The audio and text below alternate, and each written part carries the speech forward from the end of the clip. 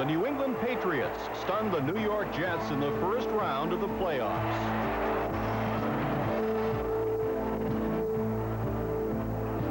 Last Sunday in Los Angeles, the Raiders fell. Now the Patriots are in Miami, the American Football Conference championship game. Patriots 86, a championship Sunday, is brought to you in part by Key Buick Dealers of New England, by your neighborhood True Value hardware stores, and by Coors, the beer with a difference worth tasting. Coors is the one. Good evening, I'm Mike Dowling. And I'm Peter Mahegan. This is the Patriots' finest hour, and legions of their long-suffering followers are saying it's about time. But it has indeed happened. At long last, the Patriots, a team beset by a quarter of a century of controversy and doubt, have arrived at the last obstacle on the road to the Super Bowl. For those who have been with the team since those balmy days at Old Braves Field, it redeems a degree of patience that can only be described as saintly.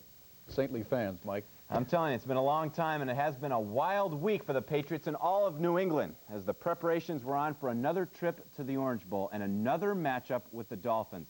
And it all started last Sunday evening when the Patriots shut down the Raiders' last hope to stay alive.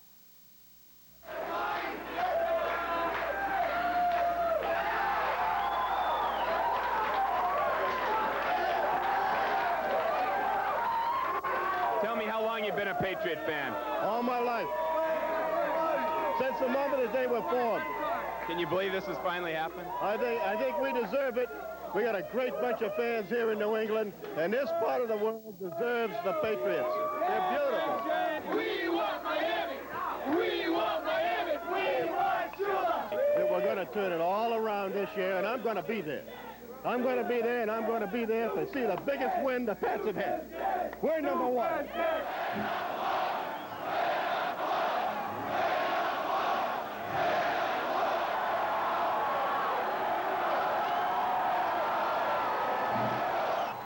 The wind chill made it feel like 10 below for Wednesday's rally at City Hall Plaza, but it did not stop more than 10,000 diehard Patriot fans from coming out and giving their heroes a championship send-off.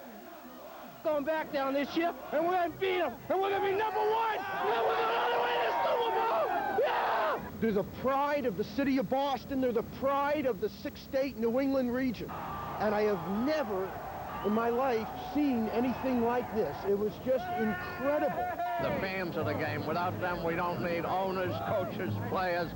And these fans coming out here today that have waited so long, it's a reward that I hope we can give them because they deserve it.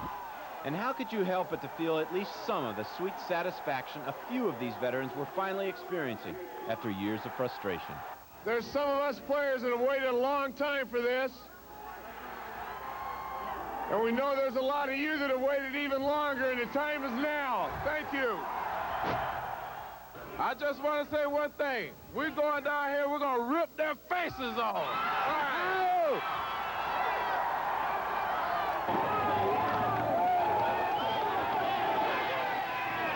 Never seen anything like this before, have you? Well, it's all of us. It's Boston. We're going now. We're going to do it. Our plane's taking off. We got to go, but we'll get them.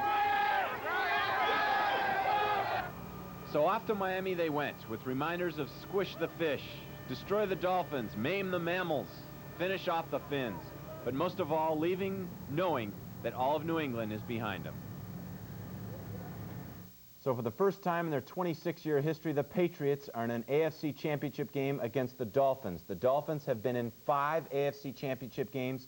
They are 5-0. Well, tomorrow, it's our turn. That's right, 5-1. It's time now to get warm. Let's join SportsCenter 5's Mike Lynch and Jack Edwards in Miami, and let's find out when the curfew is for the sports commentators. Mike, is there a bed check tonight for you folks? Yeah, sometime before the sun comes up, Peter. That's the only specification that we were given to be in. It's an awful lot of fun down here. A lot of people have come down from the New England area. We have a lot of people scattered about us right here watching our show down here. Squish the fish. You can't see him, but you can hear him. You know that that's been the battle cry all week long. The things behind me are not mushrooms. They're just grass huts. We are overlooking the beach here at the Sonesta Beach Hotel in Key Biscayne. This is an island just off of Miami, and usually it's a place that is swamped with pleasure seekers on the weekends, people to come out and lie by the beach and windsurf out in the bay. But this week, the place has just been swamped with well-wishers for the Patriots. In the hotel lobby right now, it is just swarmed with fans from New England. Most of the players are hiding upstairs in their rooms. They just cannot get through the lobby into the elevators. They are just besieged by people who want autographs. The players have the game on their minds for tomorrow afternoon. Now, not the supporters, though. The supporters are up to having a good time tonight. The bandwagon is overflowing, and so is the hotel lobby. The migration from Boston is nearly complete. This has been one chaotic week at the southern tip of I-95. Back to Miami. Back where this whole run began, just as they left it on that Monday night in December, soaking wet.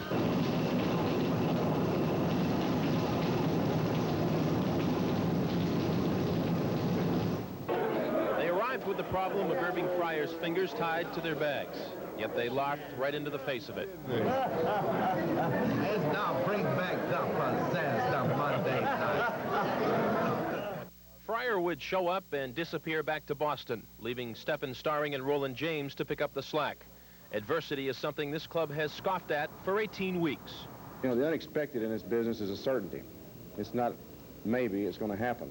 So you better get used to it early and learn to deal with it. Work continued meticulously, threatened by the off-the-field turmoil, but never endangered. Squish the fish became the battle cry, and all of New England heeded the call.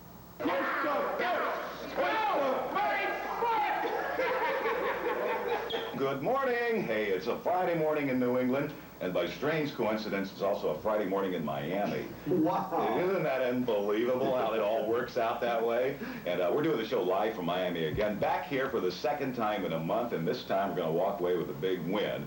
266-1100 is the number here on WHDH in the Sports Huddle. And a very quick reminder that in about 15 minutes, we will be hooking up with a Miami Radio Talk sports show. And we want you people to really give them the old raspberry. Let them know what it's like to be a passionate New England sports fan that really cares about your team and not lay back waiting for fishing reports. Give it to them right between the eyeballs.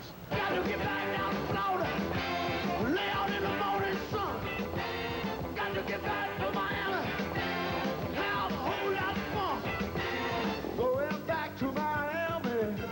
Going back to Miami. Going back to Miami. This club has an entire region behind them answering the call, one that has given them a second chance against Miami, a second chance not afforded every day, and they are primed to cash in. It's a great opportunity for us, Mike. We had a chance down here to win a division. We did, and now it's a chance to win the AFC Championship. And like you said, it's the second time around within a month, so we got to grab a hold of this opportunity. Well, I think you get the picture of what's been going on all week down here. The people that have come down to follow the team are having fun, and they spell it with a capital F. Now, as for the players, well, it's been a little bit of fun, but mostly work, because after all, that's what they're down here for, to play the Dolphins tomorrow afternoon at 4 o'clock. And they got here, obviously, by winning the wild card game against the Jets, and, of course, that great win over the Raiders out in the L.A. Coliseum on last Sunday afternoon. Now, for all 16 regular season games and for both those playoff games, SportsCenter 5's Jack Edwards has been along for the ride. Nobody knows the team better than you do, Jackson. Take it away. Well, I'll tell you, it's fitting that we're here in Miami, because this is one of the places where one of those few wrongs still has to be righted. And if the Patriots do right that wrong, they will have accomplished one of the greatest 3-week streaks in NFL playoff history by beating the Jets in New York, the Raiders in L.A., and then the Dolphins here in Miami. The New England Patriots are a team which has answered tough times with tougher character, and there's no better example of that than the way they've responded since their last loss, which came in this city. A lot of time for Easton. He overthrows, and this time it will be picked off. I overthrew it. I mean, I'm not to live with it. What Eason and the Patriots had to live with was the thought that they were never to change, getting close, just a new torture. Miami was still the yardstick. The Pats would have to take measure of themselves just to make the playoffs.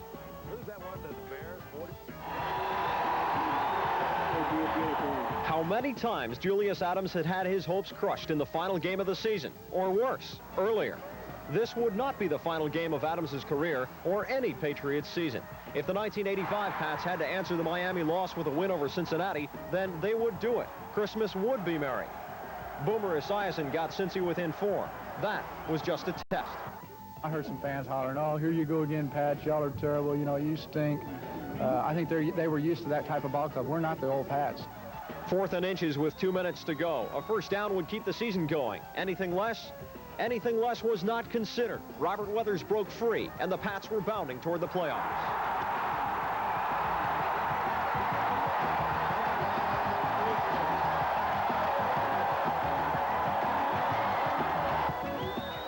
Down came the goalposts. Down went the image that had burdened this team. Having watched others celebrate, it was time to get down and dance in Foxborough. The beat had begun. The first test of survival was behind them. Well, it was a do-or-die situation, and we came through, and that's what counted, you know.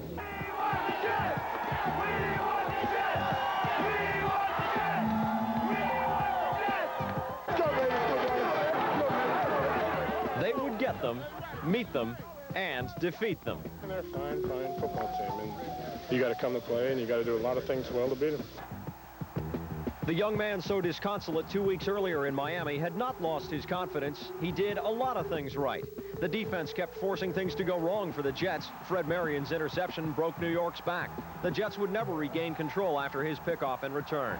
The wound opened. Tony Eason poured salt into it. Stanley Morgan the shaker. Andre Tippett tagged Ken O'Brien just before halftime. O'Brien later called formations from his high school playbook. Fighting for survival, he had lost. Like lions and tigers out there, man. It's like, you know, you smell that blood, and you know when you got somebody. It's just like a fight.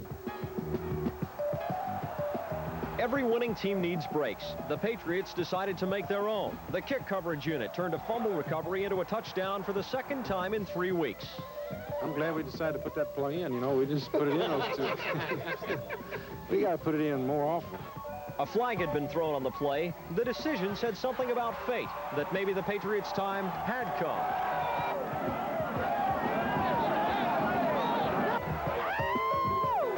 It all came back to Raymond Berry, who asked the questions which drove the team. Every Monday that we have our meetings, he always asks us, "Are you satisfied?" He came in the day after the game was over, and he asked us, you know, "Are you satisfied?" I'm not.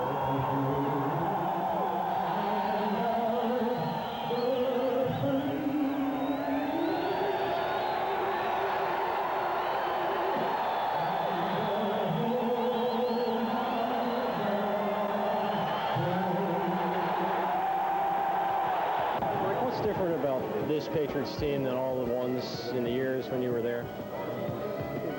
Nothing. Nothing in terms of talent, everything in terms of attitude. The New England Patriots came to Los Angeles not just happy to be there, but hungry to take another bite out of the playoff pie. The tenacity of the team was symbolized by Jim Bowman's battle for the ball. They were new to this, but strong enough to win. I was tired when I got off from that file. I really was. Because that's the first time I've ever really been in the heat of a battle, going after a fumble. And, you know, it was also the first one I've ever had. It was 7-0 New England when Greg Townsend turned the tables. The blocked punt pumped up the Raiders, giving them the momentum to run off 17 straight points and maybe run the Pats out of the playoffs. Chris Barr from 29 yards. L.A. was within 4. Second quarter, Mark Wilson to Jesse Hester. L.A. was up by 3. Was this the end? Would the Raiders be the ones to cut short this season of dreams? It seemed that way when Mosi Tutupu fumbled on the next play from scrimmage. When Marcus Allen bounded in, the Patriots had to answer immediately. 17-7 Raiders. Patriots ball on their own 20. Most important drive of the season? Yeah, it had to have been there with one ranked with the best of them, but you know, we've had a lot of situations like that. They scored, other opponent has scored, and we've had to come back and answer the bell. Hey, do you have it in you? If you got it, let's go. There was time where even if we didn't score on that one, where, you know, you still had a chance, but it was real nice. Craig James cut it to 17-14. It was later tied at 20. Then Jim Bowman was there when lightning struck again.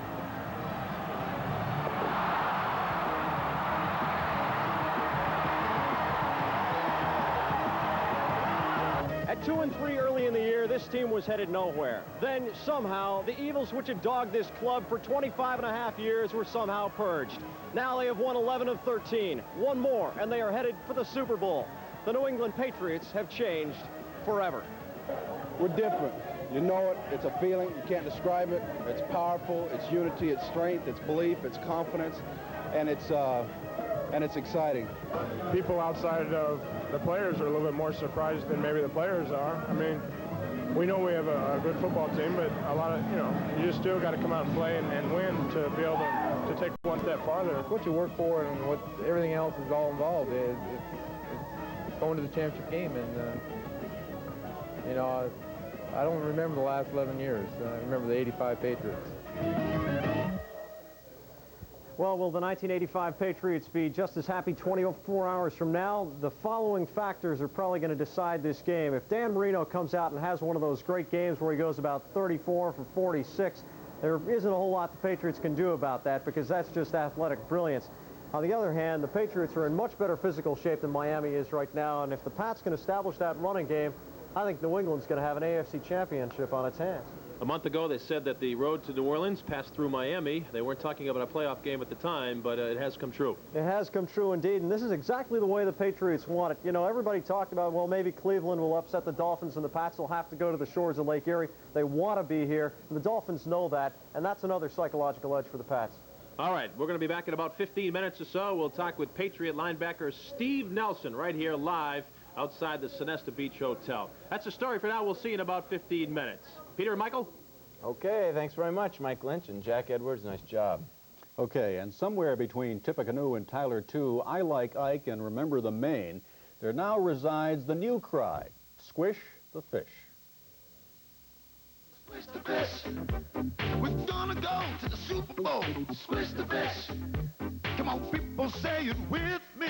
Squish the fish. Come on, Pats, beat Miami. We crushed the Jets in the Meadowlands. It was an aerial disaster. Eason to Morgan stole the show from Klecko and Mark Gastineau. Freeman McNeil's cooling his heels. O'Brien still rubbing his head. That hit he took from Andre, he's lucky he's not dead. Squish the fish. Come on, people, say it louder. Squish the fish. Just a dream. New England Dolphins. Squish the fish. Come on, people, say it with me. Squish the fish. Kathy of Miami. AFC Championship game against the Dolphins continues. Less than 20 hours. You know, at times the subtleties of football are lost on many, but everyone is an expert on quarterbacks. Such is the lot of those who play the position, and it cuts both ways. Yesterday's hero can be tomorrow's GOAT. Clark Booth observes in this report.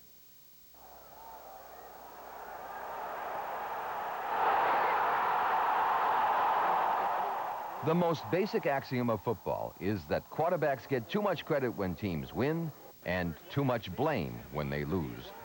None has ever walked on water or been better than the sum of the team's parts.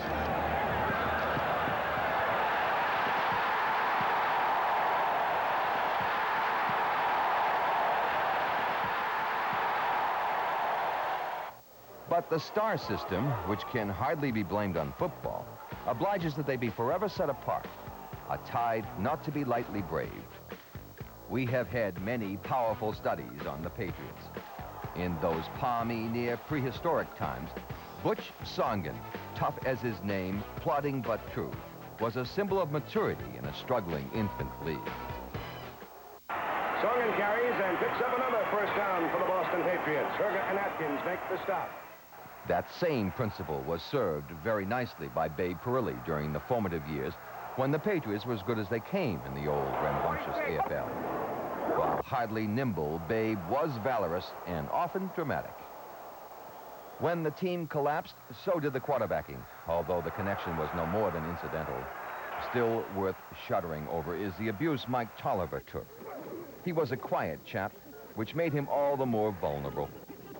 Noel Lamb was his successor, Macho Man Joe Kapp. He proved smarter than suspected, splitting town after only 2 miserable games. Which brought on Jim Plunkett, surely the most touching study of the lot. He was decent, complex, a straight arrow, and rather shy, hardly crafted in the image of the Bobby Lanes. And so, when his inadequate support crumbled week after week, leaving him to run for his life week after week, it was improperly concluded that Plunkett, noble as his intentions may have been, was too soft for the task. How Jim Plunkett was stripped of his dignity before being shipped to San Francisco was one of the sorrier tales of the time. When he later became reborn as a Raider and a Super Bowl hero, it was enormously pleasing to those who knew him to be, above all, a good man. Into this thankless roller coaster role, Steve Grogan wandered more than a decade ago. And the fact that he has lasted so long is proof enough of his mettle. Neither a golden arm nor a swaggerer, Grogan has been, first and foremost, an honest player, whose most potent resource is the respect he commands. His players will play for him because he is, to an uncommon degree for quarterbacks, one of them. This, then, was the example Grogan gave to his successor, Tony Eason, another of those hard-to-gauge types, a private, even diffident chap. How do you judge Eason? Certainly not in the present euphoria when he can do no wrong, any more than in the mean environment of just 3 months ago, when he could do nothing right. But it is, above all, clear about quarterbacks that they may reach the top on their skills, but they must develop a heart and head for the game to stay on top. It was some harsh slights that allowed Eason to grow some this year. First, there was the game against the nefarious Raiders in September, when the immortal Howie Long openly questioned Eason's guts, casting him as just another pretty boy quarterback. Then came his injury, and the sense of relief it plainly brought to the fickle fans of the product. Re-enter Grogan in a poignant reprise to orchestrate what would swiftly become a fantasy season, leading them to 6 straight wins, not with his arm and legs, long ago battered, but with his head and heart. Such as this team has attained, it owes mostly to Grogan's gallant spirit. When Eason returned after Grogan was felled, it was with a fresher perspective, with more of an ability to roll with the endless vagaries, to demand less of himself, while understanding he can be no better than his team, and ought to be no less. Grogan defined the task for Eason, and Eason, to his credit, appears to have paid attention. It has made him a better quarterback. How good he can be is pointless to consider now, but he has learned some crucial lessons, lessons that some never learn. This is Clark Booth reporting. Thanks very much, Clark. I'm sure as Tony Eason looks back, if he ever attains a stardom, he hopes to look back on game number 6 in that 1985 season when he was injured, booed, and here he comes back and helps lead the team anyway to the AFC Championship game. Peter? Okay, it's nice to have Grogan in the wings tomorrow, too. Right. Huh? By any standard, Patriots coach Raymond Berry is an uncommon fellow. But in the narrowly focused realm of sport, his sincerity is particularly striking. For example, Berry, in his quiet way, is one of the most genuinely religious fellows in sports. That he does not parade all of that is very much in the nature of the man. To begin with, you have to appreciate that Raymond Berry is not one of those high priests of pro football who believes you have to be a rocket scientist to coach this game. The object is to get it done. And I like to see people approach a job with their own individual style, their own abilities, and however they do it. I think I like that. And so I like to let the horses run. He is a simple man by choice, one who believes in the classic notions of unity, order, and method in everything. Texas-born, his dad was a high school coaching legend in a state where such men are defined very carefully. Undersized and no speedster, he had to work hard for stardom as a pass receiver, first at Southern Methodist University, and then with the Baltimore Colts. He was a last-round choice in the NFL draft, almost an afterthought. It was his uncanny instincts and rare devotion that made him great, along with the extraordinary communion he enjoyed with another unheralded NFL walk-on, quarterback Johnny Unitas. They came of age along with their entire game on that December Sunday in 1958, when the Colts beat the Giants in overtime, in what has been called the greatest game ever played in the history of the NFL. He's a serious-minded individual, and anything he undertakes usually gets accomplished. He's the guy who said, here's what we're going to do. Very systematic about it, the same way he was when he was a player, and he never leaves anything undone.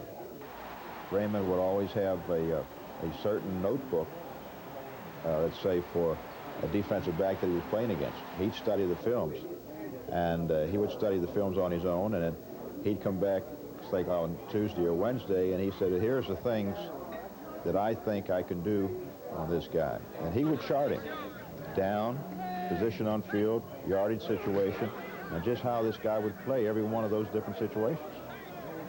Run an outside move, he may have 3 different ways he wants to run it.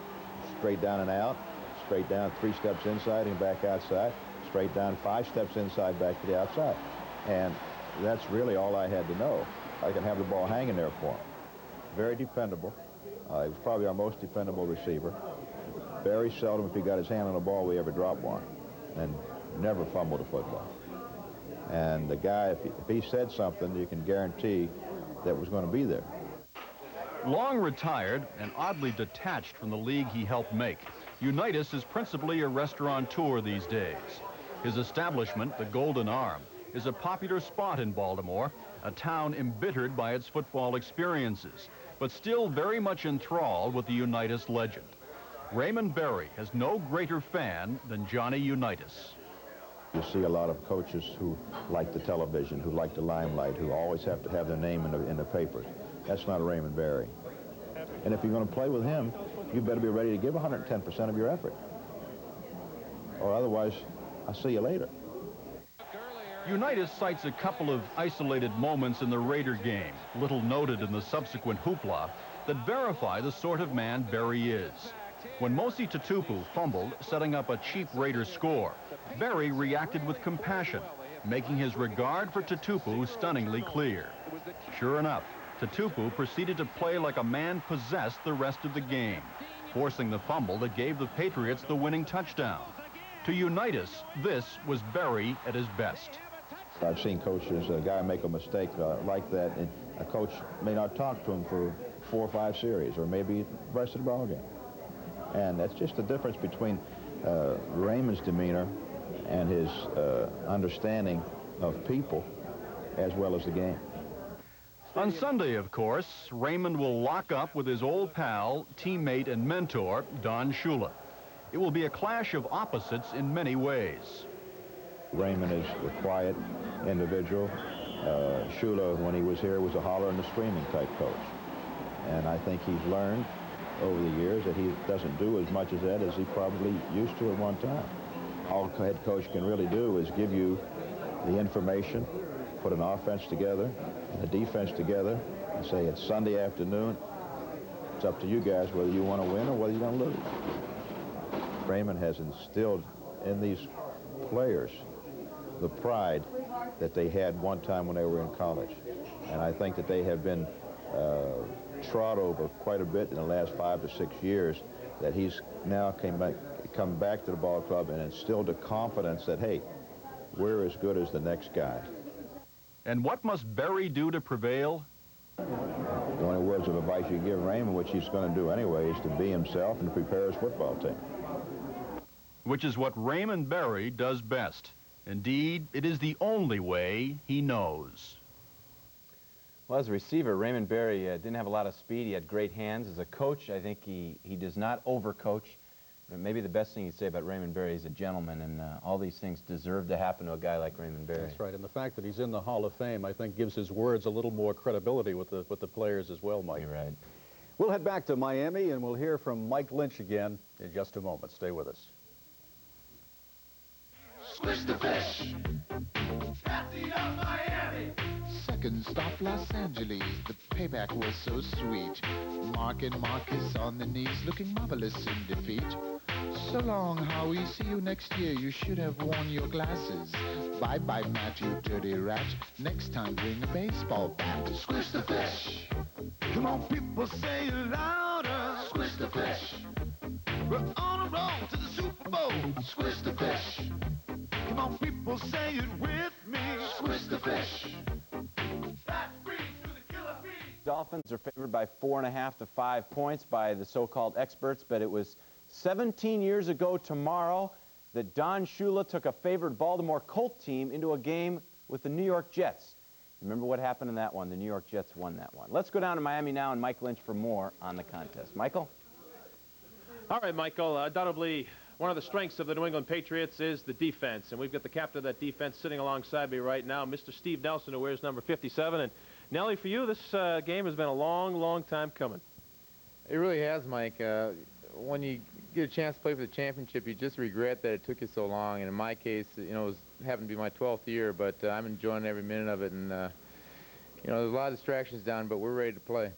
You know, I talked to Craig James at 6 o'clock, and I said one of the good things about the game of football is that you have a week off between games. But also one of the bad things is that you have to wait a week when you're on a roll like you guys are. It is. I think you become conditioned to play weekly. And, you know, right now we've played so well the last couple of weeks. More about how to look and feel your best. So it doesn't matter. Really, if we played 3 days after the Raiders or a week or 2 weeks, I think we're, you know, we're set to win right now. What about all the adversity with the Irving Fryer incident this week? Have the team been able to shrug that off? I mean, you've had so many obstacles you've had to overcome this season. Is this just another one? Well, I think, you know, it's a very regrettable thing, and, you know, it's a personal deal with Irving. And I think one of the strengths of this team is that we've overcome obstacles during the course of the year. You know, we had you know, Tony got hurt, and Steve came in and did a great job. And then Steve went down, Tony's come in, and we lost Kenny Sims, and Garen Veris has come in and played great. So I think the depth of our team has been one of the strengths, and you know, again, we have a big obstacle to overcome, but that's kind of been our trademark this year. You walked out of the Orange Bowl on that Monday night in December. Did you kind of have it figured out in the back of your mind that you might hook up with Miami one more time in the playoffs? Well, I really wasn't thinking of that, but the road to the Super Bowl was going to go through Miami, and for us. So although I wasn't thinking about it, it's kind of a coincidence that it is right now. All right, what do you make of all this hoopla? There were times when nobody would come to see you guys off in a road game. It started with the Miami game, and then with each playoff game, more and more people came to Foxborough. City Hall reception the other day in Boston. You come down here, and it looks like half of New England has migrated down here. What do you make of the whole thing?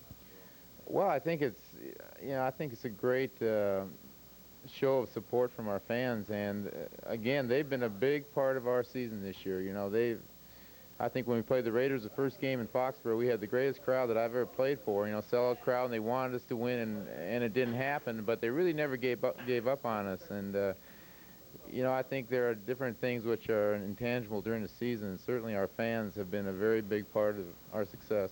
All right, football question. Getting to Dan Marino. Will we see a little more of the linebackers, an awful lot of blitzing tomorrow? You've got to get to him. Obviously, you've proved you can stop the run in the 2 games that you have. But if you give him time, he can hurt you. Well, he can, and I think he's a player that you really don't stop during the course of a game. You slow him down, and you know, what we have to do is we have to give him a number of different looks. So we have to play tight, short coverage, because they do, you know, like to throw the ball to Nathan and their tight ends. And if we can stop that, and, you know, with Andre coming and Garen Veris and Julius, we'll give him pressure. But I think with Marino, you have to get him guessing somewhat, and you know, change your defenses, change your coverages, and don't give him the opportunity to drop back 7 yards and throw the ball in time. I asked Tony Franklin and Craig James earlier if they had a fantasy how they'd like the game to end. Franklin wants to kick a field goal to win it. Craig James wants you guys to be up by 73, so he doesn't have anything to do with it. Do you ever lie awake at night thinking of maybe picking one off in overtime or something and bringing it in? Well, Mike, if I did, I hope it'd be close to their goal line, because like when Freddie ran that ball 70 yards, if he would have missed it, I would have picked it up in Seattle, and I know I wouldn't have gone as far as Freddie. So if I do pick one up, I hope it's like 5 or 6 yards to the end zone. All right, Nellie, you're a good sport for coming on the night before the game. Thanks an awful lot and good luck. Thank you, Mike. All right, go get him tomorrow afternoon. Big hand for Steve Nelson. I love him. All right, great. Thanks, Nellie. Appreciate it. Okay. All right, we've sized these matchups up and down. We've lined up the quarterbacks. We've lined up the kickers. We've lined up the offenses and the defenses, even the coaches, Coach Berry and Coach Schuler. But there's one edge the Patriots definitely have, and that is their special teams. I like to think of them as wild and crazy guys, and we all got a job, and that's good. Get down there and try to get the ball carrier, and if we can strip it and the other guys jump on it, that's a plus for us. Mosi Tatupu is the leader of this wild bunch that charges recklessly into the fray, known as special teams. In the Monday night game against the Dolphins last month, the special teams racked up as many yards in kickoff returns as the club did passing, and thoroughly exceeded their output on the ground. It is a proud bunch that vaulted the nameless into the namely on that Monday night.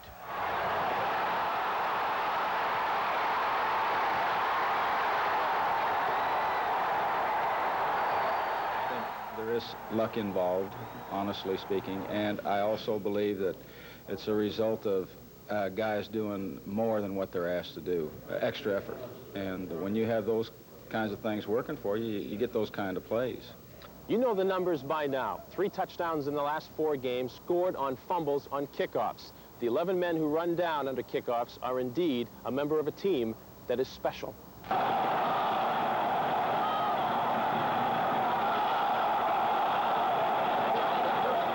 That touchdown against the Jets at the Meadowlands was the springboard that vaulted this bunch of 11 and the rest of the Patriots into the LA Coliseum and played taps for the Raiders to set up the AFC title game at the Orange Bowl tomorrow. You know, different guys each week that are making the big plays for us. You know, I guess happened to have my week last week. You know, that may never happen again to me the rest of my life. They've been coming up with these plays that, you know, quite frankly, in 15 years, I haven't seen a whole lot of that stuff. And it's a great tribute to their effort and the way they're playing.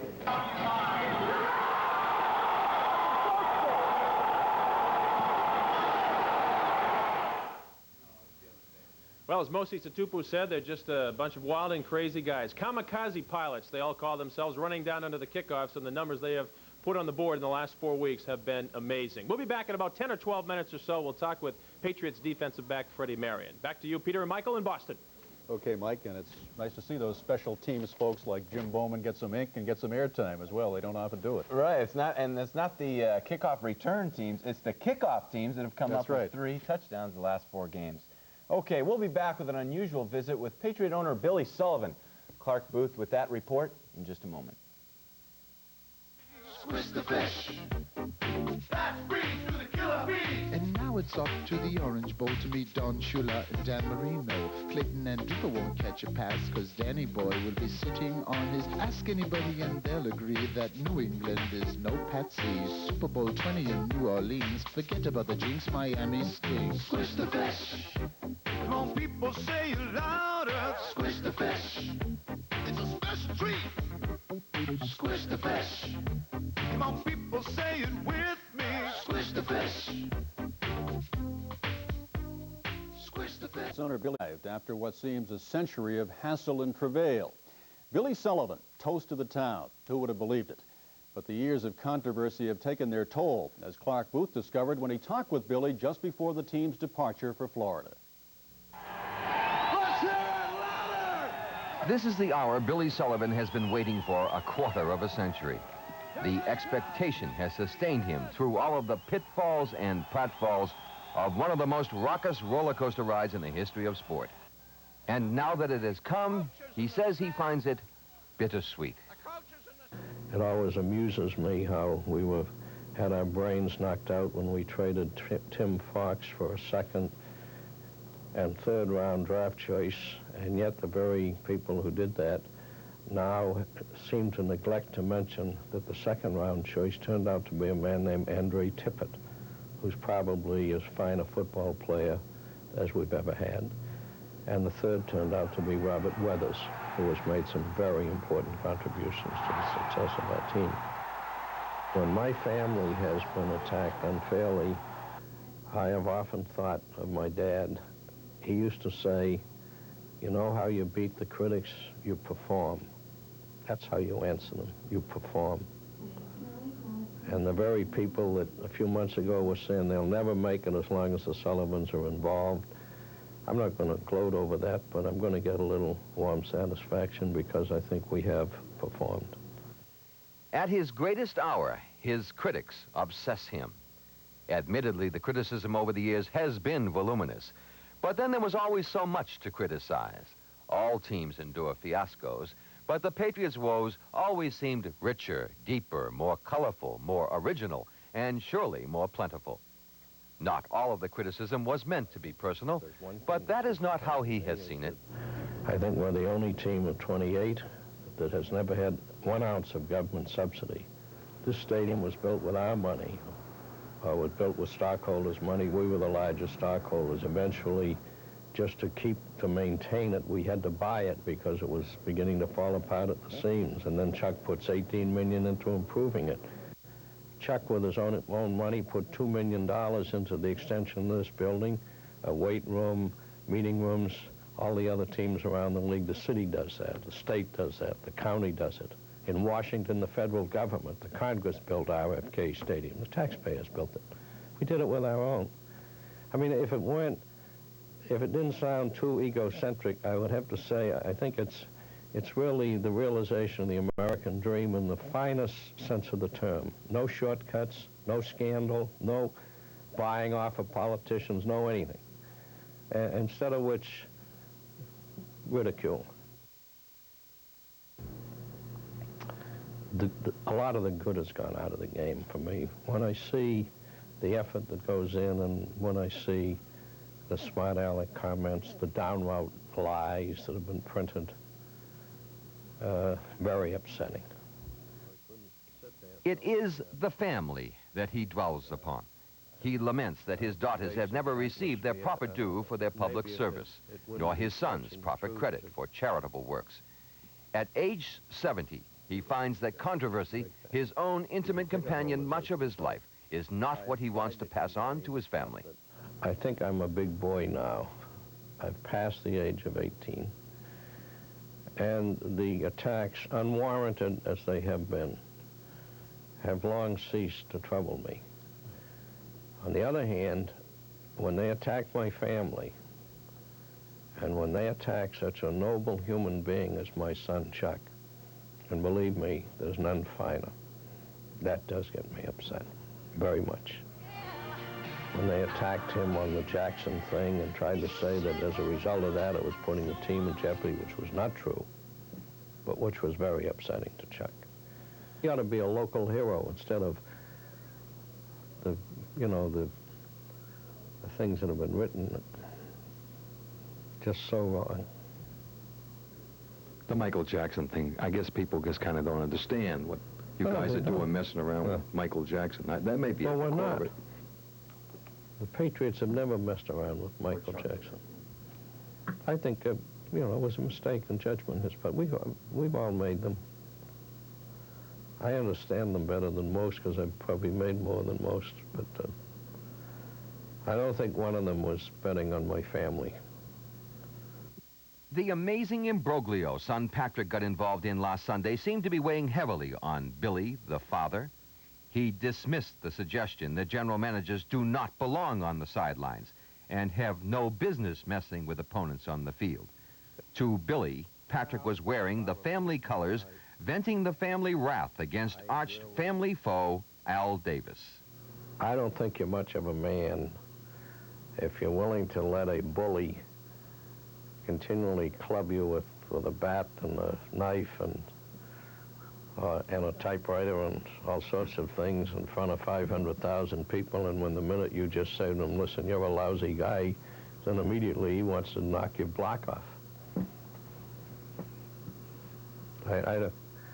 I'm afraid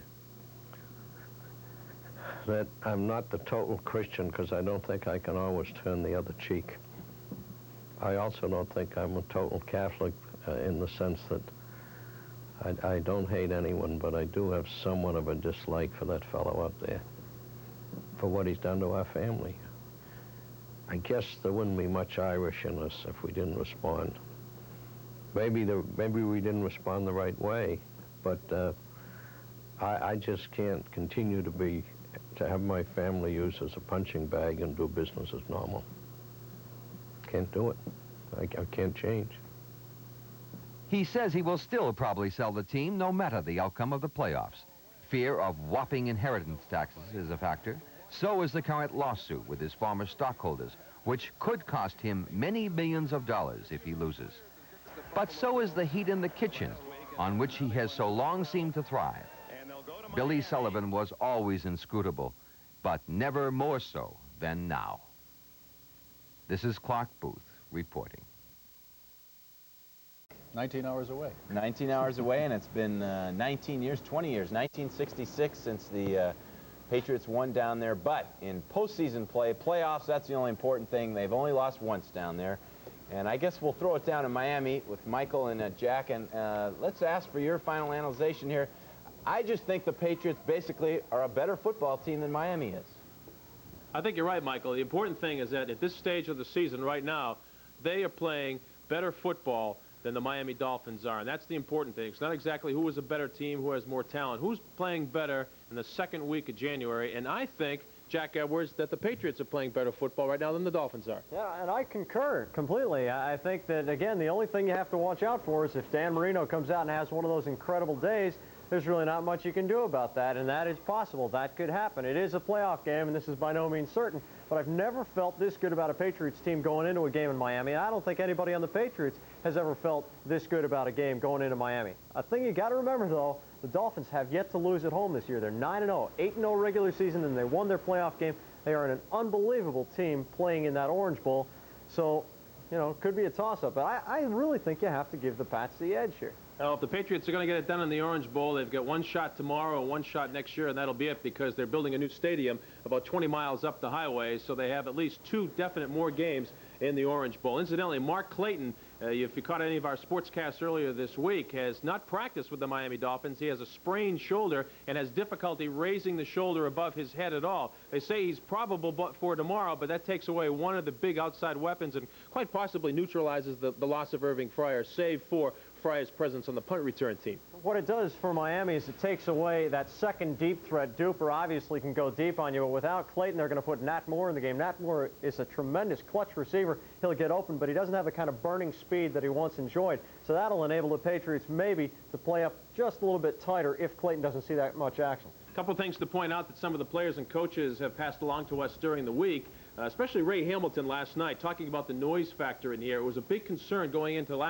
last time they played the Monday night game against the Dolphins because of all the problems the Bears had on that Monday night. And you saw in our report earlier tonight at 6 o'clock the amplifiers that Coach Ray Berry had placed in the field to drown out the noise. But in that game, when they needed one long drive for the touchdown, when the Dolphins went up 27-13, the Patriots came right back with a march and went right through and just silenced that crowd. They did the same thing in Chicago, which is supposed to be a noisy place. They did the same thing in Seattle. There's no talk of the crowd being the factor, and there is absolutely no talk at all about the jinx down here. There was a lot of talk during the game on the Monday night game, but no talk whatsoever among anybody in this camp about that. And it all goes back to Raymond Berry when you talk about those things and his incessant talk about looking at the bullseye and going straight in for it and not thinking about anything else. And all the distractions, all the hoopla that's going around in the hotel doesn't even matter to most of the players because most of them, believe it or not, are asleep at this moment. A lot of the players said 8 o'clock is it for me the night before the game. I'm sacking out and getting my rest. You know, it's really kind of funny. There's 2 functions going on inside the hotel right now. One poor girl has her Sweet 16 party going on in there right now, and another couple is getting married. Obviously, they booked the room and the hotel long before there was any thought of the Patriots coming down here, and they don't know what to make of all the people in red and white jerseys and screaming, "Squish the fish, squish the fish." The poor girl keeps coming out that's having a Sweet 16 party, and she is just totally mesmerized by everything that is going on in the hotel lobby. Well, hey, you know, that's the way it goes. I mean, sometimes the NFL just takes precedent over life. Welcome to the real world, I guess. Gentlemen, what do you got for us up there? Well, one comment I have, the game plan tomorrow. Not to overemphasize this, but I think at 6 o'clock you brought out a good point with Craig James. I think everyone is expecting him to carry the ball 25 times and keep Eason's passes down to 15 and 16 like the last couple of weeks.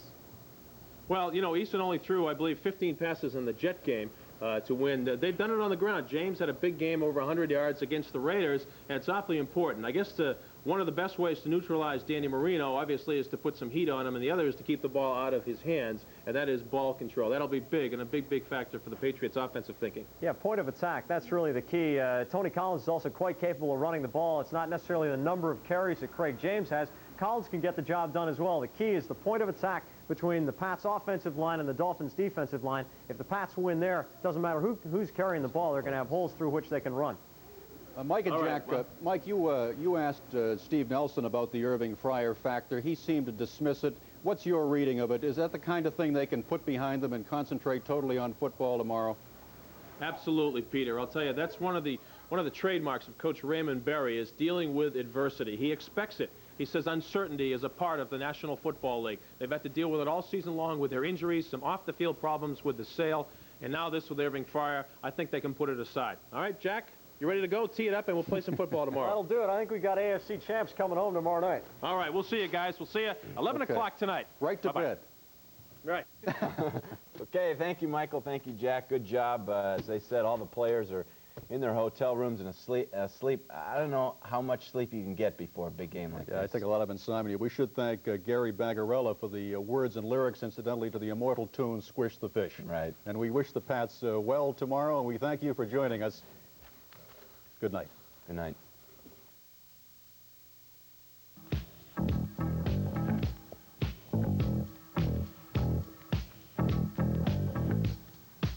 Started out as underdogs. 16 games, scratch and claw. Red at home and white away. The Patriots are here to stay.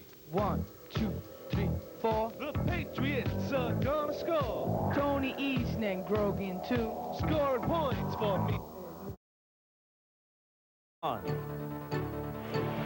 He's gonna throw. He's a Swan. Touchdown. Glenn Swan. Touchdown.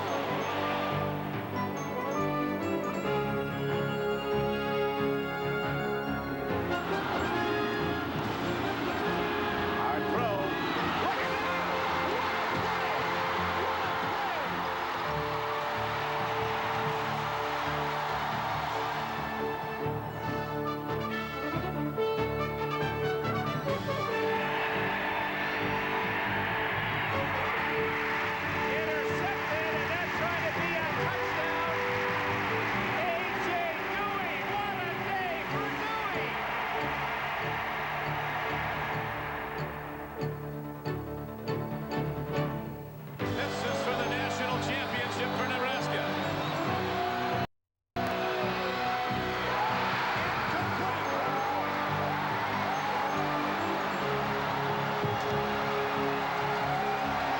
But to the Patriots, the Orange Bowl hardly ranks as a football shrine. Chamber of Horrors is more like it. Last Pat win here in 1966. Since then, an 18-game string of defeat and frustration.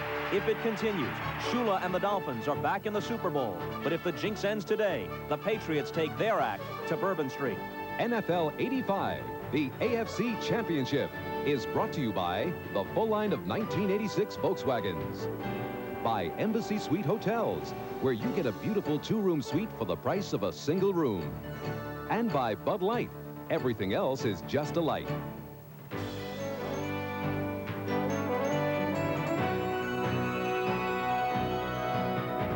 Hi again, everybody. I'm Bob Costas. Welcome to the AFC Championship game. Ahmad Rashad is at the Orange Bowl. Pete Axthelm is here. Larry King considers this game important enough to come up from Washington, but not important enough, evidently, to don a sport coat, perhaps, for the Super Bowl. The winner of today's game will find the Chicago Bears waiting for them in New Orleans with about 2 minutes to play at Soldier Field. The Bears are shutting out the Rams 24-0. Wilbur Marshall just ran a fumble in 53 yards for a touchdown. McMahon has run for a score and thrown a pass to Willie Gault for another. The Bears have dominated, and they lead 24-0. Now, in this game coming up, it's the rubber match of the season between the Patriots and the Dolphins. You know all about the Patriots Orange Bowl jinx, and yet on paper this year, these clubs are evenly matched. In Week 9 at Foxborough, the Patriots won 17-13. Craig James had 120 yards rushing. Then in Week 15, a Monday night in the rain at Miami, the streak went to 18 straight wins for the Dolphins over the Patriots at the Orange Bowl, but not without difficulty. 30-27 on a late Fuad Reve's field goal, and they needed an interception to hold off a New England rally at the end of the game. And significantly, in both those meetings, the Patriots held Dan Marino pretty well in check, stopped him from reeling off the big play. Let's go down to the Orange Bowl now. Ahmad Rashad is there. It had rained during the week in Miami, and I understand the weather could be a factor today. Ahmad? All right, the rain has let up here at the Orange Bowl, but a couple hours ago, it was a monsoon. The first thing you think about was a championship game that was played here 3 years ago with the Jets going against Miami. It was a literal mud bath, but it won't happen that way this year because they have a new field, and also the field has been covered all week. But you got to think about footing and the field conditions. If it starts to rain again, who will have the advantage? I think Miami would have the advantage because they have a passing attack, is quick hitting, quick timing routes. As far as New England, they like to run 20-yard routes, and sometimes when you get stretched out out like that, it's hard to get footing to make the breaks. But let's talk about Miami's passing offense. One of the key matchups today will be how the Patriots will handle Tony Nathan, because if you double up on the wide receivers, what happens is the wide receivers run everybody deep. Nathan sneaks underneath, catches the ball, and that's a running back's delight, to be in the wide open spaces, catches the ball, and these kind of plays are the kind of plays that breaks a defense's back. Now, another subject all week has been the Orange Bowl jinx. I think it's 2 words, actually, the Orange Bowl jinx, and that's Don Shula. What the Dolphins do here is they play errorless football, and they challenge you to do the same. If you make a mistake, they usually beat you. Now, I talked to some of the New England Patriots about the Orange Bowl jinx, and they, this is what they had to say. I look at it as a media ploy. We're down here to play. We don't care anything about the jinx, and we got one thing on our mind, that's playing on Sunday and trying to win the AFC championship. Well, I've thought a lot about it, and it's been brought up in the past when we were getting ready for them on the Monday night game and now again, and the only conclusion I can draw from it is So you know how they feel about it. Another thing that's concerned the Patriots is crowd noise. Now, during the course of the week, they were so worried about the crowd noise that they had speakers installed on the practice field, and every time they would go into their offensive huddle, they'd turn on these speakers to simulate crowd noise. It reminds me of a time that when I was playing for Minnesota, we were playing against the Detroit Lions, and we were worried about crowd noise. So going into the game, they installed these 2 speakers on the back of Tommy Kramer's shoulder pads, and they put a little microphone right in the front of his face with an on and off switch. Now, all during practice, it worked perfectly, but in the heat of the game, Kramer forgot when to turn it on and when to turn it off. I can recall one time in the huddle when he called a play with it on, and not only did everybody on the field in the first 5 rows in the stadium hear the play, but he also almost blew all of our eardrums out. So it can be a little bit different when the game starts. In the heat of battle, I don't know if you can simulate any game sound. You just have to concentrate a little bit more and get the play off. All right, Ahmad, briefly here, what about Irving Fryer with the mysterious hand injury? I know he's returned to Boston. You spoke with him earlier in the week. Bobby, you know, he's very disappointed that he's missing a game like this. You know, he's had a lot of, his history's been bad. Last year he was hurt all year, and he had a very good year coming in all the way up into this game. So when you think about the Patriots, they will not miss Irving. The only thing they'll miss about Irving is his reputation, but they have a lot of depth here. Stephen Starling's a guy who will take his place, and he started last year, and Stephen thinks of himself as a starter. So he'll be a guy that'll be fired up to play today, and I expect him to do a great job. Okay, Ahmad, we'll check with you again at halftime. One place they may miss Fryer, in addition to his wide receivers' brilliance, is as a punt returner. Craig James is going to be back, and possibly Fred Marion in his place, but Fryer is one of the most explosive kick returners in the league. The Patriots may miss that today. Now, everybody knows that the Dolphins are the only team to beat the Bears this year. They did it in that Monday night game at the Orange Bowl, Week 13, 38-24, Marino with the 3 touchdown passes. But you may not recall that the Patriots have also played the Bears this year. Week 2 at Soldier Field, Chicago dominated 20-7. They forced 4 turnovers by the Patriots, and they had 6 quarterback sacks. We'll be back with Larry King as our coverage of the AFC Championship game continues in just a minute.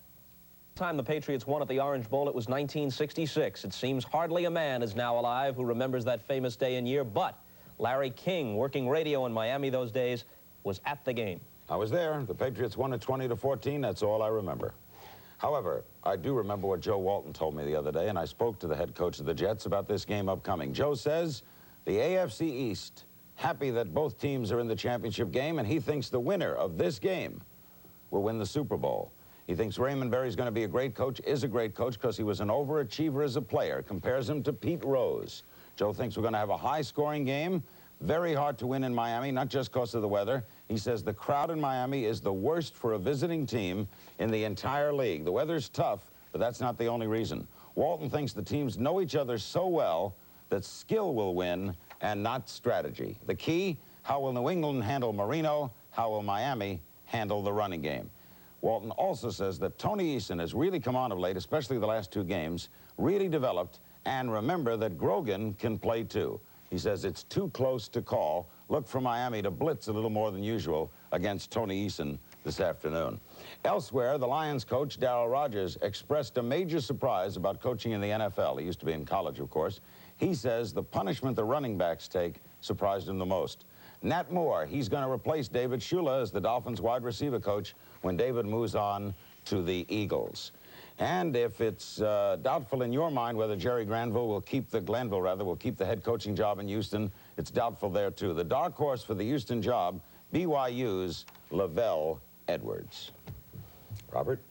On the subject of David Shula, he's been trying to negotiate, at least there's talk about this, with Norman Brayman, the Eagles owner, some kind of escape clause that would allow him to come back to Miami 4 or 5 years from now to succeed his father, Don Shula, when Don moves up to the front office exclusively. And Brayman says, hey, he wants a right of first refusal. I don't think David will get that point, but he's going to get everything else he wants. He's going to take the Philadelphia job. He won't get that point of being able to come back to Miami, but he's going to get everything else. And the only reason I haven't signed it is the Dolphins are in the playoffs. All right, Larry, when we return on NFL 85, a look back at the strange and often wondrous history of the Boston/New England Patriots. We'll be right back.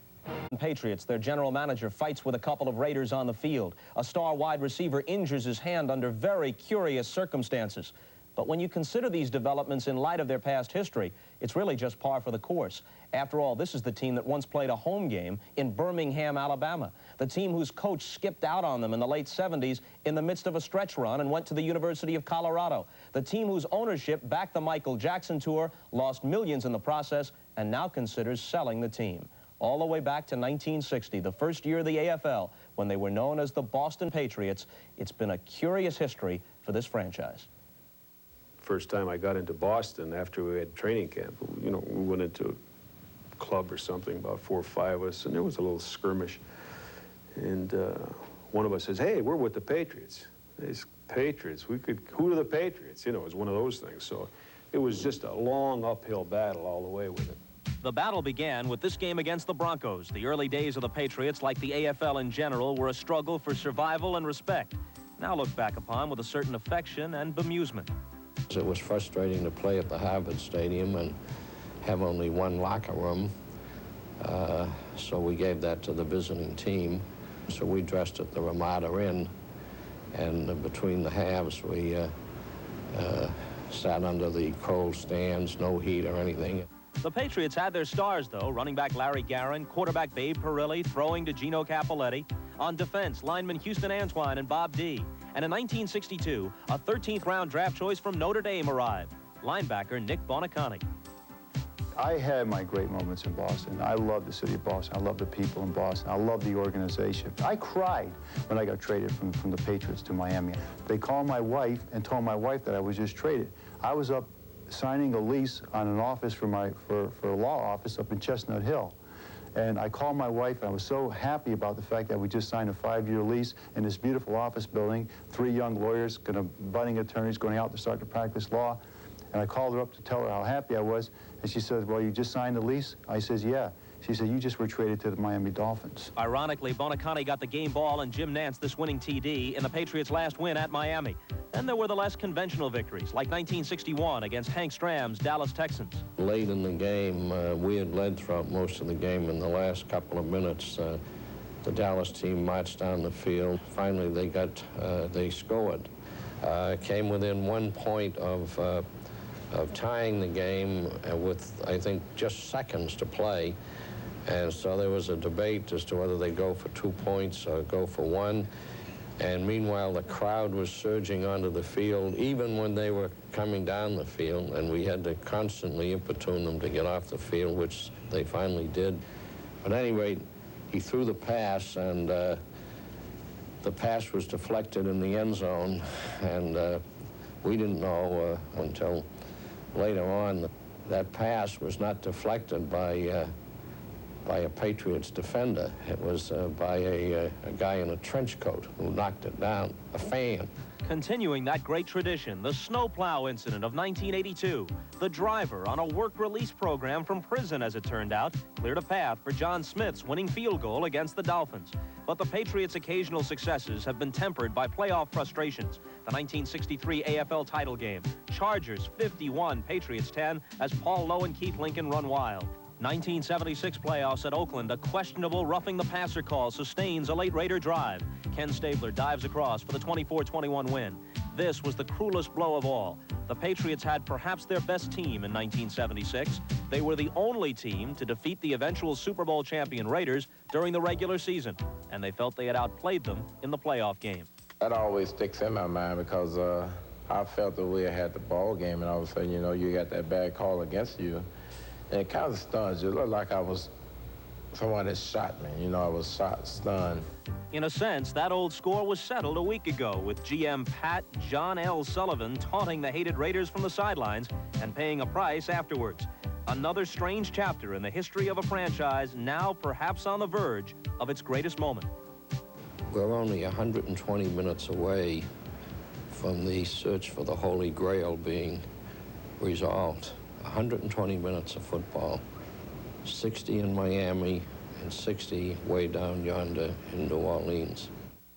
Axe, when you talk to the Patriot players, to a man, they believe that Raymond Berry, that Jackie Cooper look-alike, has pushed that losing syndrome into the past. All the zaniness, all the frustration, that's irrelevant. They believe they can win today, and they sincerely believe a new era has begun for the Patriots. It certainly has, and I wanted to just add to your extensive research with a couple of other footnotes about the ancient history. One, the Ivy League factor. Took the poor Patriots years to get over playing in Harvard Stadium.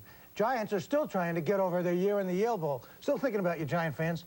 Then there's the logo, this red, white, and blue Patriot on their helmet snapping a ball. Could you win if you look like this? Of course, Axe favors logos like turquoise fish, and he'll be back with his pick, which I'm sure will surprise everybody when NFL 85 continues. Shut out for the Bears. Now, the much-maligned defense of the Dolphins will never be confused with Chicago's D, but there is one Miami defender whose work always comes in for praise. And as Pete Axthelm tells us, he was so anxious to play for a winner, he put his money where his mouth was. Amid all the modern, hard-hitting sports stories about greed and avarice, let's pause for a minute for the lighter side of the news. Have you heard the one about the superstar who gave a team its money back and lived to tell of it with a smile? The star, linebacker Hugh Green. The team, Tampa Bay. Back in October, Hugh was more than a little stir-crazy in that tangerine-colored prison. The price of freedom was a reported $335,000, part of a bonus the club had paid him. The reward was a trade to the vacation land of Miami. No, the temperatures didn't rise on that interstate trip, but the winning percentage turned upside down. Sometimes Green himself seems a little upside down. He's football's answer to the bank teller who gets locked in a vault full of cash and only worries about getting out and catching the bus home. If an armored car crashed and littered his front lawn with riches, he'd probably offer the driver a rake. No wonder he turns aside personal questions in favor of boosting the Dolphins. And he firmly rejects suggestions that when the Patriots attack today, he might be the lone cannon on the deck of a linebacking Lusitania. Great players play their best in great games, says defensive coach Chuck Studley of Miami. So I think we'll see greatness from Hugh Green this week. Safety Glenn Blackwood offers a subtler point. The amazing thing about Hugh, Glenn told me, is that he hardly ever gets knocked down. Guys who are always on their feet create a lot of havoc. And a man who pays cash to shape his own destiny clearly knows how to stand very tall on those feet. Now, Axe, the Pats have won 11 of 13 and covered 13 straight weeks, but... That's right, Bob, but all good things can come to an end, especially when the Orange Bowl is soggy. Dolphins are favored by 6. No surprise here. In the mud, I'll sink or swim again with my Dolphins. Although the rain has, for the moment, stopped, we're about to find out who the Bears' opponent will be. The introduction's underway at the Orange Bowl. Let's go to Dick Enberg. And all right, Bob Costas. The showers now are those of applause from the Dolphin fans as the Miami starting offense will be introduced. And they start in a super way with Mark Doper.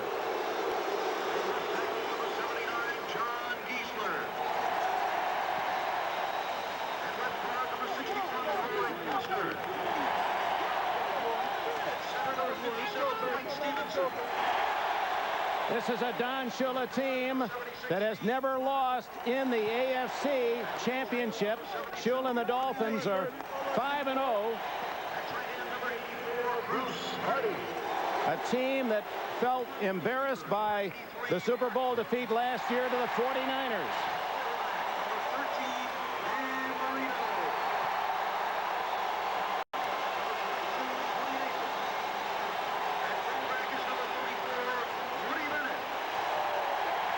The crowd will be a Miami ally, as it has been in the last 15 years, and they'll make it tough on the Patriots, but the weather, a normal friend of the Dolphins, will favor the Patriots today. It's cool in the mid-60s.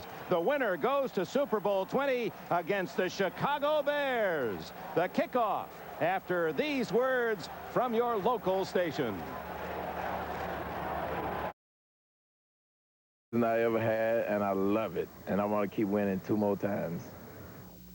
Well, I heard that Julius Adams said he wants to rip some people's faces off, and I'd like to see my face in the same place it is right now, and hopefully we'll be able to get to the Super Bowl and rip some faces off.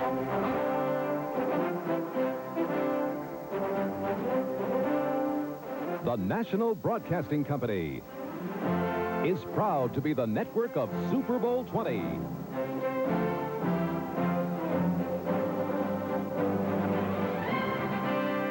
Today, from the Orange Bowl in Miami, Florida, it's the AFC Championship game.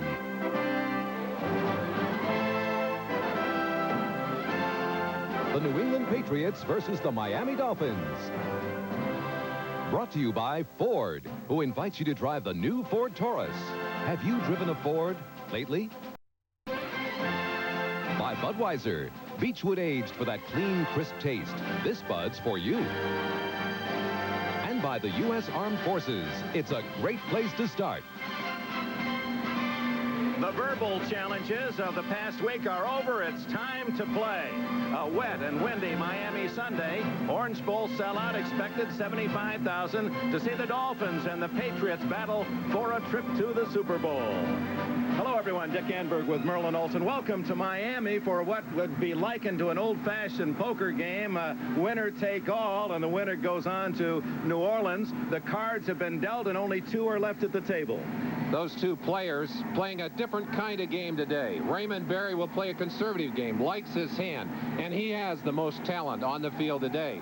He basically will lean heavily on Craig James in the running game and try to take as much pressure as possible off his young quarterback, Tony Eason. Well, Miami coach Don Shula may not like all his cards, but he does have an ace in quarterback Dan Marino. He's got to play a different kind of game. Very aggressive, high-risk kind of game. And he, on the other hand, will put all of the pressure that he can on Dan Marino. If Marino can make that Miami passing game click against New England's defense, then Miami may walk out of here with another AFC championship. Well, an indication of the depth of the hand of Raymond Berry is the fact he has lost due to injury this week. Irving Fryer, the top punt returner in the National Football League, a Pro Bowler, and yet New England claims the quality doesn't fall off. 2 fine receivers to back Fryer up. Stephen Starring, in fact, has really hurt Miami in the past, but they will miss Fryer on punt returns. Well, we've added depth to our broadcast booth as well.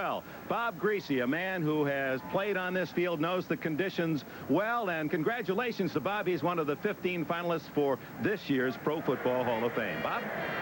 Thank you very much, Dick. You know, the field is wet and will be slippery at times. It should be a factor early on, but these 2 teams have played many times. The stakes have never been this big. The Dolphins have won 18 straight in the Orange Bowl against the Patriots. The home team has won the last 9 conference championship games, but that all goes out the window today because the Patriots are a different team. Raymond Berry has them believing that they can win this ball game. They're a hot team coming in, and they feel like today destiny will be on their side.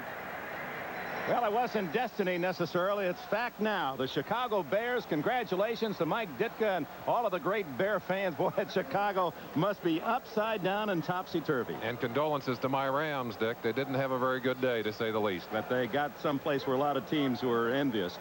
Let's talk about the Bears and the fact that they have dealt out a double dose of whitewash in the playoffs. Never been done before. They talk about defense when you get to the championship games. How does that impact what we're going to see? Dick, if this game is determined solely by the defenses, I give that edge firmly to New England. They have the better defense on the field. All right, give me something to hang my defensive hat on. What do we look for when it comes to the New England defense trying to stop, say, Dan Marino? All right, down in the trenches.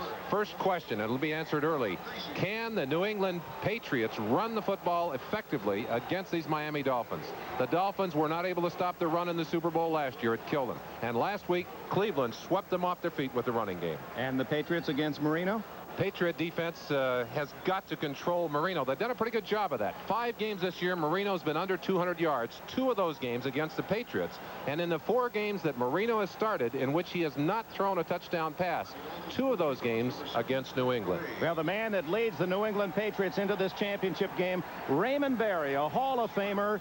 He's trying to do something that no coach has been able to do in NFL playoff history, and that's win 3 straight playoff games on the road. The Raiders were a wild card team, eventually a Super Bowl champion in '80, but they played the first game as a wild card in Oakland. Berry played for Don Shula his last 5 years in Baltimore. Don Shula with such a distinguished career, and yet many say this year he did his finest coaching job. Juggling injuries and team problems and holdouts, he once again has his team here in the AFC Championship. The Patriots will get the football first. They're in red. There's a large contingent of fans from New England here to cheer the Patriots, but of course a partisan Dolphin crowd. Stephen Starring is the deep man. Reveiz kicks it deep. Starring replacing Irving Fryer.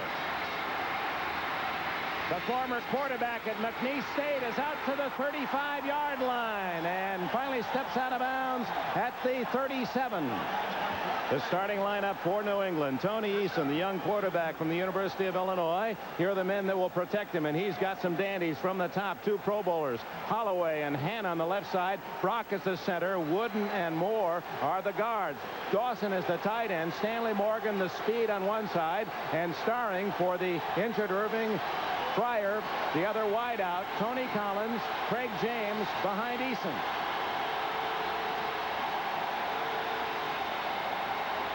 Starring in motion. The crowd already trying to make it tough on New England. Craig James smothered at the line of scrimmage. Jay Brophy and Bob Brzezinski in the Miami defense, and still a lot of bees to sting you in there. Bo Camper, Charles on the nose. Betters has had an off year, been injured. Green, acquired from Tampa Bay. Shipp and Brophy on the inside. Brzezinski on the outside. Judson and Langford play the corners, and Brown and Blackwood at safety. 2nd and 10.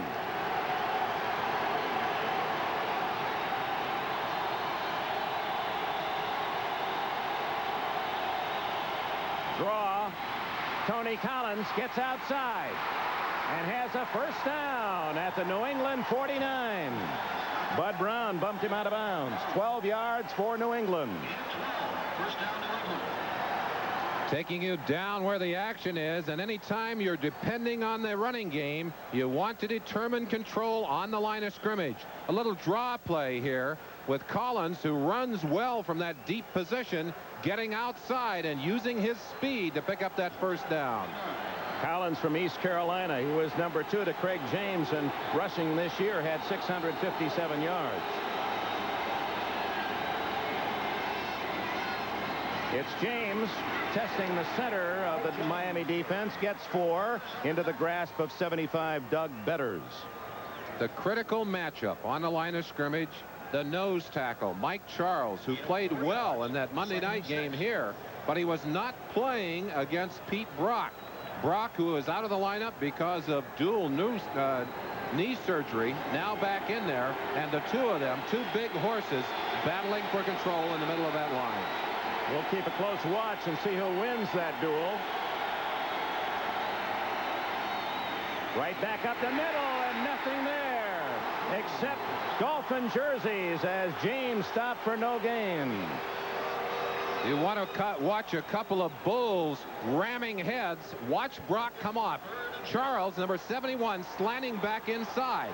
Brock does a good job of turning him, but then there is no room as Brzezinski seals it down. Number 59 sliding in to make the first hit on the inside. We'll be watching the veteran Brock, the young Charles. New England goes to 3 wide receivers. Cedric Jones joining Morgan and Starring. Out of the shotgun, the handoff to Collins. And he's tripped up at the 45, shy of the first down.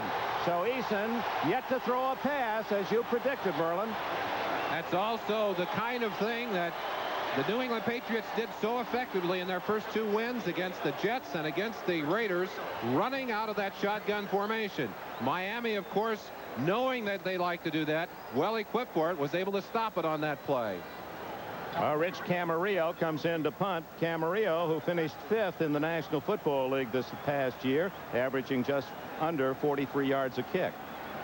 Deep to return, Tom Vigorito in the middle, number 32. Aimed toward the sidelines and out of play. Camarillo won't be entirely pleased with the spot on that one. It's going to be out near the 20-yard line. It'll be the 18. Timeout in Miami. No score.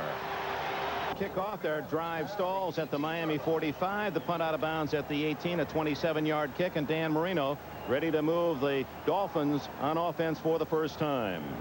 Had another outstanding year. 30 touchdowns, led the National Football League. He did erase a Bob Greasy record, and that pleased our colleague today. Most interceptions in a year by a Miami quarterback. He threw 21. But that's one you're glad to have off your back.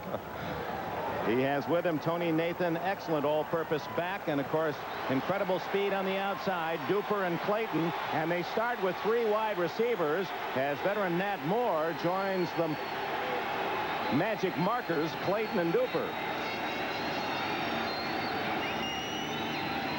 Nathan fumbled, and New England has it. The Patriots in the 2 playoff victories have picked off 10 turnovers, given up the ball only twice, a +8.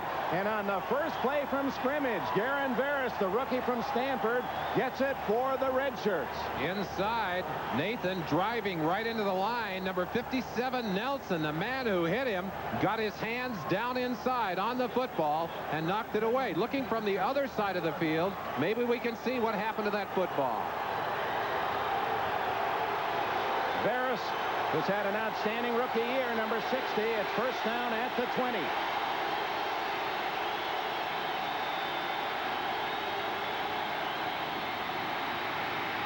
Eason's first pass, Collins wide open, and he has nearly 10. Stopped at the 11. It'll be 2nd and 1. Garen Veras last year was at the Super Bowl as a senior at Stanford, working in a stadium for ABC during the telecast. He wants to go there for real this time. He's helped his team to a fine start, and Eason comes back with his first pass of the day. He likes the short receivers, the tight ends and the backs. He gets one to Collins. They're close to a first down. Trying to capitalize on the early turnover. 2nd and 1. James. First and goal, New England at the Miami 8. Jay Brophy, who played his college ball here at Miami, and Bob Brzezinski with a tackle, and Tony Nathan, who had an outstanding offensive game in the victory against Cleveland last week, talking to himself on the sidelines. Of course, he knows that there's a lot of time left in this ball game. He doesn't want to wear the goat's horns. And this is exactly what Raymond Berry had hoped for, playing close to the vest. Put the pressure on his defense, play conservative football. He liked to get the first points on the board. Little misdirection. James behind Holloway to the 2-yard line. Big Brian Holloway, the Pro Bowl left tackle, number 76, leading James around the corner. Jackie Shipp with a hit. Miami, a flowing defense. They try to get them flowing with a little misdirection at first, and then coming out behind the block right there of Holloway, number 76. And James always with the little hesitation. He's an interesting back to watch. He was angry there. He thought there should have been a call on Glenn Blackwood for a late hit. 2nd and goal outside the 2.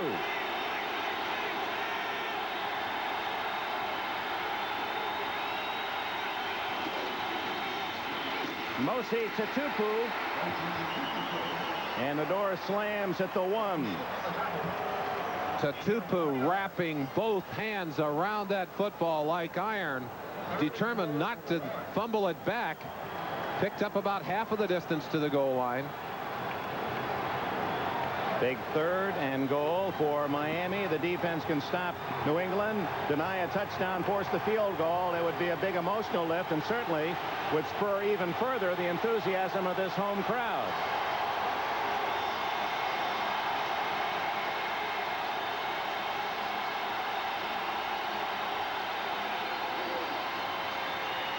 Robert Weathers.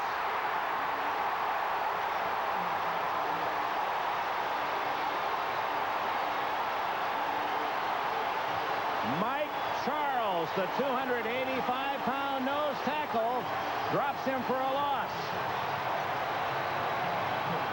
We mentioned a critical matchup on the nose. Charles leaping through, getting great penetration, and showing surprising quickness for a big man and a little bit of dancing ability at the same time. Tony Franklin, who has kicked 6 out of 7 in the playoffs, will try not much more than an extra point. And New England has scored first. 23-yard field goal for the Patriots. There is the stretching drive, and there is that wild dance by Charles. 8 minutes, 20 seconds left, first quarter.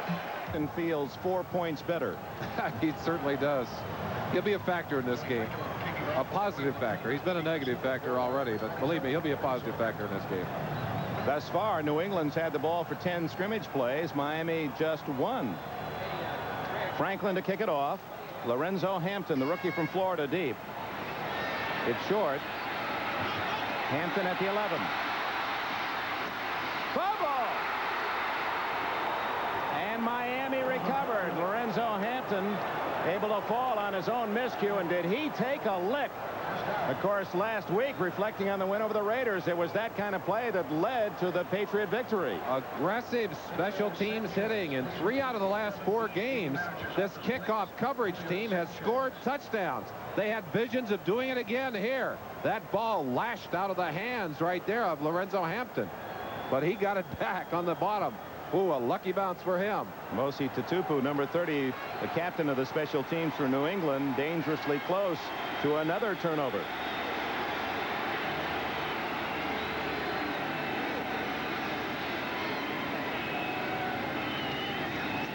Marino. Davenport. A juggling catch, good for 7. We introduce the Miami offense to you now. Marino has Stevenson, some regard the best offensive lineman in the game today at center. Lee and Clark on the right side. Foster and Giesler on the left. Foster also on his way to the Pro Bowl. Hardy is the tight end. We'll see 3 tight ends used by Miami. The speedsters Clayton and Duper, the Mark boys outside. Woody Bennett and Nathan behind Marino.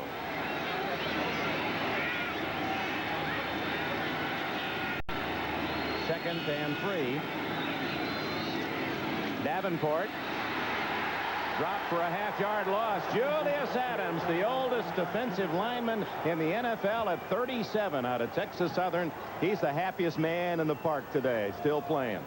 Williams on the nose with Adams and the rookie Veras on the outside. Tippett, all-pro. Nelson and McGrew on the inside. Nelson going to the Pro Bowl, and Blackman underrated. Maybe the best set of linebackers in the league. Lepet and Claiborne on the corners. Claiborne a Pro Bowler. Roland James and Marion, maybe the best back 7 or 8 in the league. New England. Joe Rose, good pass catcher in. Shotgun. 3rd and 3.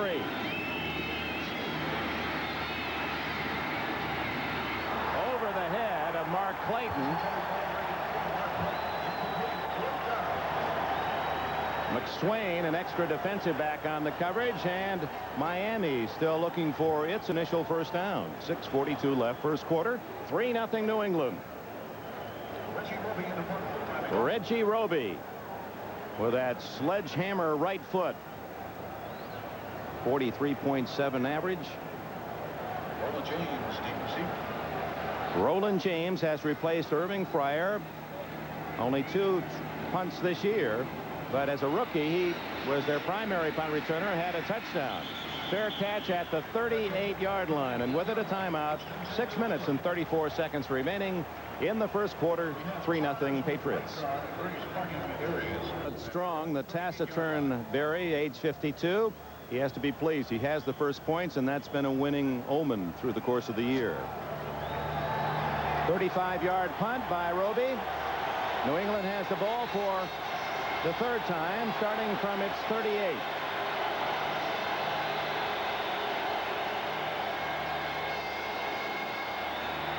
Eason. Stanley Morgan, first down at the Miami 44. It's a catch, 18 yards. Stanley Morgan, for so many years, a threat to go deep at any time. And Eason, who traditionally favors the shorter patterns, throws this ball at a perfect spot. That's good coverage by Judson, who leans inside. But you can't throw a deep pass, a deep cut in any better than that. Check that. It's a 44-yard line, first down.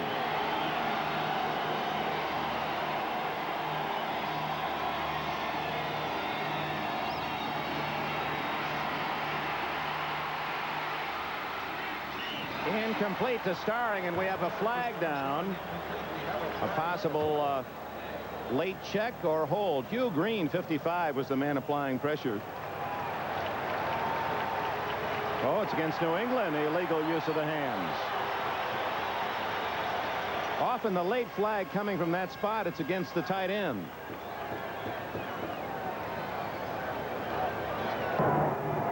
Interference, 87 offense. 10-yard penalty, we repeat the first down. Tight end Lynn Dawson. So the Patriots are moved back to their half of the field, the 46-yard line. 3-0, 5:45 remaining first quarter. Patriots lead by the field goal after a fumble recovery deep in Miami territory.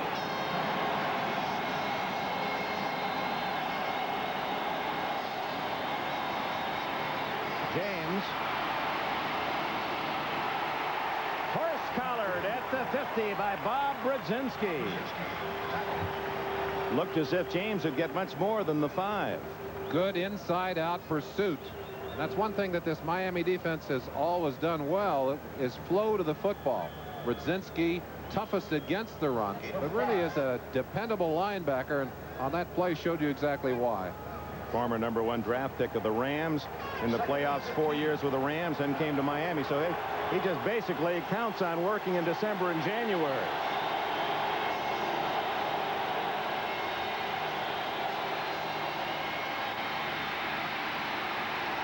On 2nd and 15, James for 3. Charles with the tackle. Perfect illustration of the conservatism that we anticipated from Raymond Berry. In a very long second yardage, second and long, he goes right to the running game and Craig James. And running in behind that all-pro left-hand side of his line. You're going to give up, and you're willing to give up some yardage in that kind of situation because you've got to think pass rush.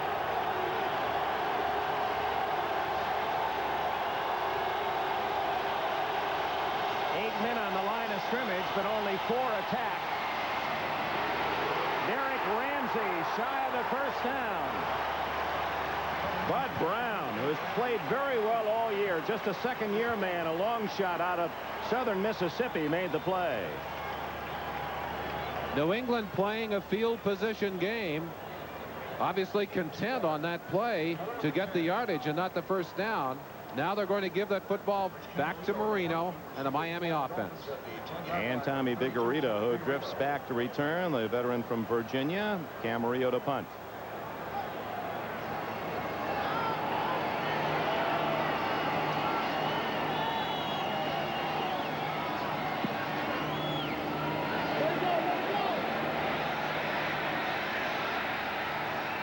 McSwain can't save it. Touchback.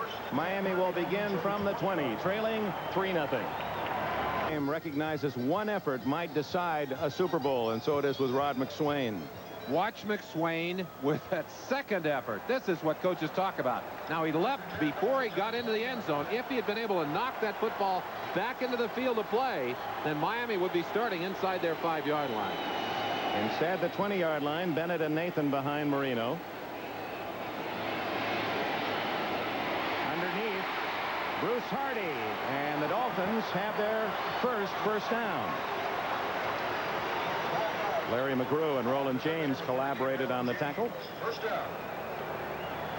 Don Shula, the lantern-jawed head man of the Dolphins, now 56, the second winningest coach in NFL history this year. He passed Tom Landry in their nose-to-nose battle. He now has 255 wins to Landry's 253. They're still a distant second behind George Halas.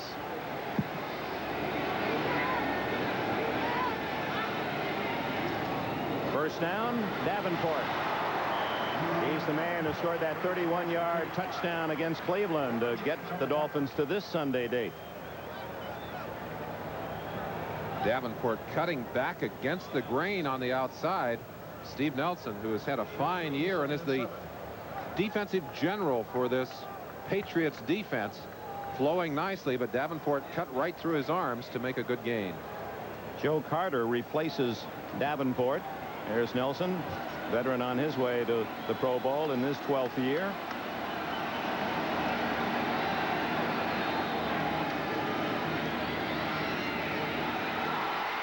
Duper, and a first down at the 47.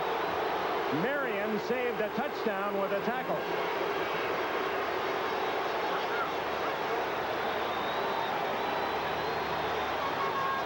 If you want to know what quick release is, that's quick release. Dropping back. Marino never did set up to throw that football. Literally throws it on the way back. And of course, you've got to have somebody to receive that ball. Notice the quick release off the inside. Claiborne not able to get the jump on it. What a catch by Duper. He caught the back half of the ball. Joe Carter. He has a first down at the 35.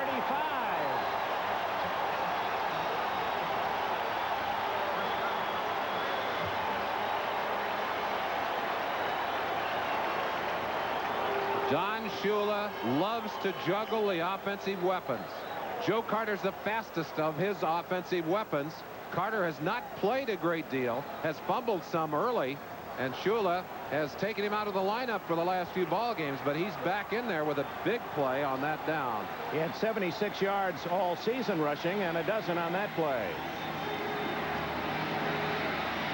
They put some pressure on Marino, and it was Adams in first, forcing Marino to throw it away. Second and 10. Talk to Eddie Kayat, the defensive coach of these New England Patriots. He'll tell you that Julius Adams, who has been around forever, almost at Methuselah, is still the fastest of those Patriot linemen off the ball. You see what dividends that paid, and right now he's working on John Giesler. Giesler's got a knee problem, a right knee that's bothering him, which will slow him down in his drop. Julius, I think, will give him problems all day long on that count. Second and 10. Nathan the only back behind Marino.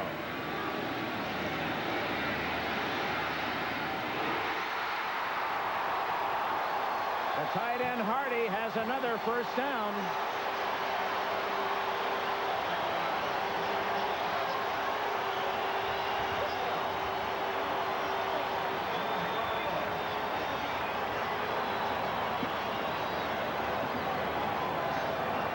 Hardy making his move in front of Marion, right at the yardsticks, and has 10 more yards for Miami. Marino simply unafraid when it comes to throwing that football. Even if the man is covered, he's confident in his throwing ability. Davenport for 3. Veras, number 60, one of the key men on the tackle. There's John Hanna, the great guard for the New England Patriots. That is the end of the first quarter in Miami. The Patriots lead by 3. Relief pitcher in Miami, and Don Strock. He's been in the league 12 years and knows his role and admires the man who plays in front of him. Very candid interview in the papers here this week, and that's what Strock had to say about Marino. And basically what he's saying is a quarterback has to be willing to pull the trigger. If he's afraid of looking bad, if he's afraid of throwing the interception, he can't throw the great pass, the kind of pass that Marino just threw a moment ago right into the coverage. I think that's what has separated Dan Marino more than anything else from the other quarterbacks in the league, and in particular, the young quarterbacks in the league. Marino just 24. 3 sensational years in Miami. Start of the second quarter, 3-0 New England, second down and 7.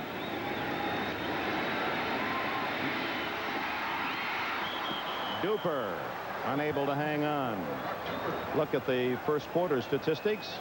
New England had the ball most of the time, so it figures they would have the top numbers as they had the football 9.5 minutes to approximately 5.5.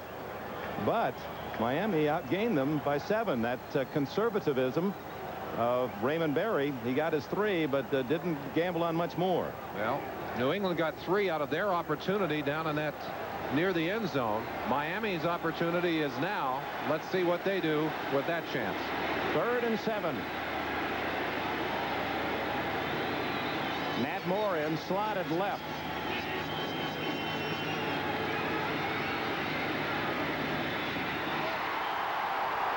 Clayton, first down at the 10.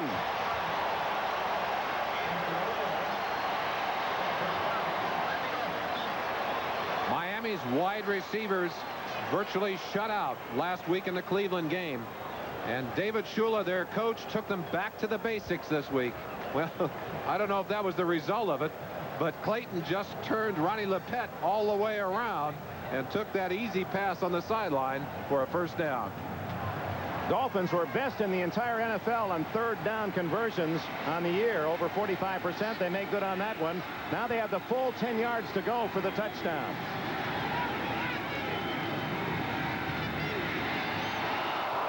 There was a little crack there, and Duper, much like the play that they hit on this drive, Marino a little high and wide. Timing patterns. About half of the passes that Marino throws will be thrown to a spot on the field. He'll just explode with that. He gets this one in the air extremely quickly and accurately, but just a little too hot and a little too high for Duper to handle. Duper right, Clayton left. Tight end is Johnson, left side. Johnson, touchdown.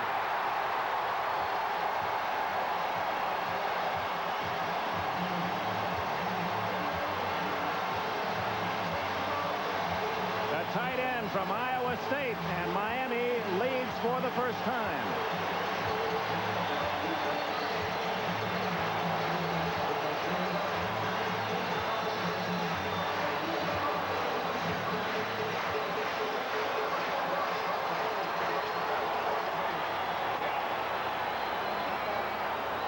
Try for point by Fuad Reveiz. He's had a sensational rookie year as the Dolphin kicker. 14 minutes, 39 seconds remaining in the first half, and it's Miami 7, New England 3. Again, Marino showing you why he doesn't mind having the pressure of this offense on his shoulders. He's got Johnson all the way. Johnson working on Larry McGrew, number 50. Brett Marion, the safety, there to help. But Marino able to just zero that football in between the two defenders. The tight end came down with it. Here's all of the talents of a man catching the ball. One, he has to elude a man who's trying to take him out of the play. He has to watch the ball and watch the end line. Just gets his feet down as he makes the catch. And the Dolphins lead by 4. Former hockey player from Minnesota. Bob Greasy, how did you see that play? Right here is Dan Johnson. He's going to go down the field and break to the inside. The interesting thing is Marion right here is more concerned with doubling out here and does not help on the tight end Johnson. The Patriots more concerned with the wide receivers. You see Marion hang right there, and Johnson does a good move to get around McGrew. 7-3.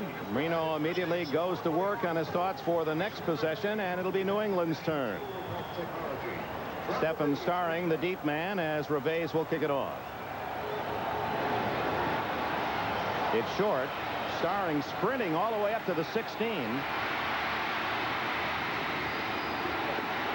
And out of bounds at the 33. Fuad Reveiz himself in on the tackle. This is one area where the Dolphins have not had a super year, is in coverage, both of kickoffs and of punts. Here's the kicker, Fuad Reveiz. He's not used to getting in on too much action, although he was a linebacker here when he was a high schooler in Miami. So I guess he doesn't mind putting his head into one. New England at the 34. Let's see if the Patriots open it up. They start with the two big backs, Tutuku and Robert Weathers.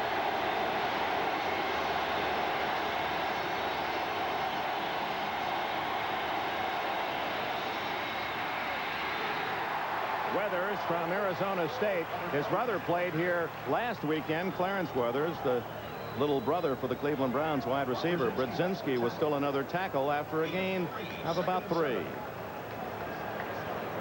Eason has thrown the ball only 3 times in the game. Safe patterns, 29 yards total. He has not been intercepted in the playoffs.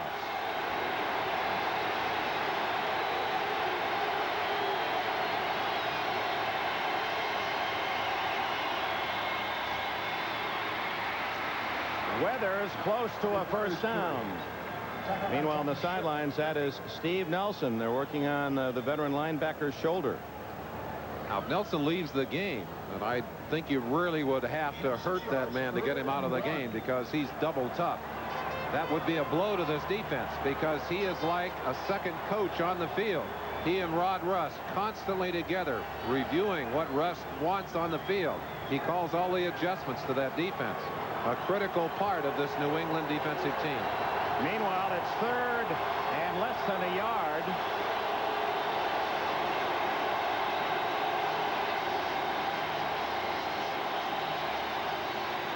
Weathers vaulting to a first down at the 47-yard line. Raymond Berry, Merlin Olsen, what do you think that, many said, well, he came in last year and he'd just be around for a while till they got themselves a real head coach, and he has proved to be the real head man. I think he surprised everyone. I think they chose him because they didn't think anyone could argue with Raymond Berry. That's a good choice for an interim coach. He's been much more than that. The most important contribution, teaching this team to believe in themselves, and the second most important thing, helping them to get involved with the kind of work ethic that he had as a player. And he's got them to believe in that, too. Tupu. Good, solid tackle by Brzezinski. Is he having a first half? Brzezinski, the 31-year-old former All-American from Ohio State, has been in on almost every defensive play. Look at those eyes. Those linebackers do have the looks of birds of prey, don't they? Like a hawk, he comes in on this one. Head-to-head with the Tupu right there, and there's no place to go. 2nd down and 8.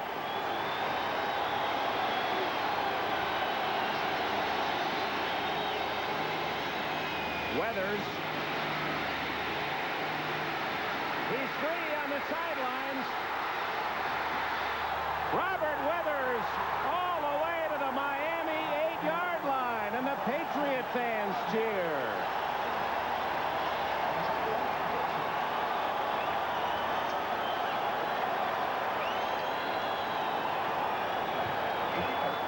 This Miami team gave up a 61-yard run last week. Well, this one is not 61 yards, but it's stop and go for Weathers, who looks like he has stopped on several occasions. Right there, they had him on the sideline. They get him again here. That's not Judson, Paul Langford, who finally got a chance at him downfield, and he got extra yardage after that. Poor tackling by the Miami Dolphins. Craig James stopped after a gain of a yard. Back to Weathers' run. It was his longest of the year, 44, and the second longest of the entire season from scrimmage by the Patriots. Well, that's the running game. We asked the question early, can this Miami defense do what they have not done in several big games? We mentioned the Super Bowl last year. They were embarrassed by the way they allowed the 49ers to run. Officially, Weathers gets 45. It's 2nd and goal from the 6.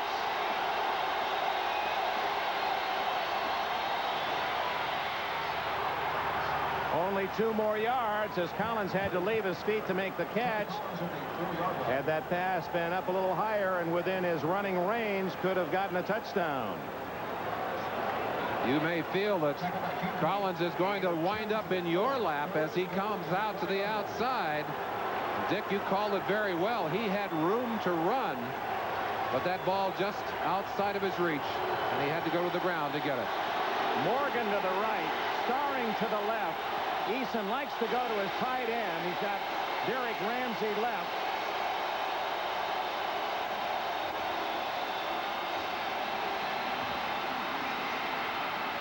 Touchdown, Tony Collins.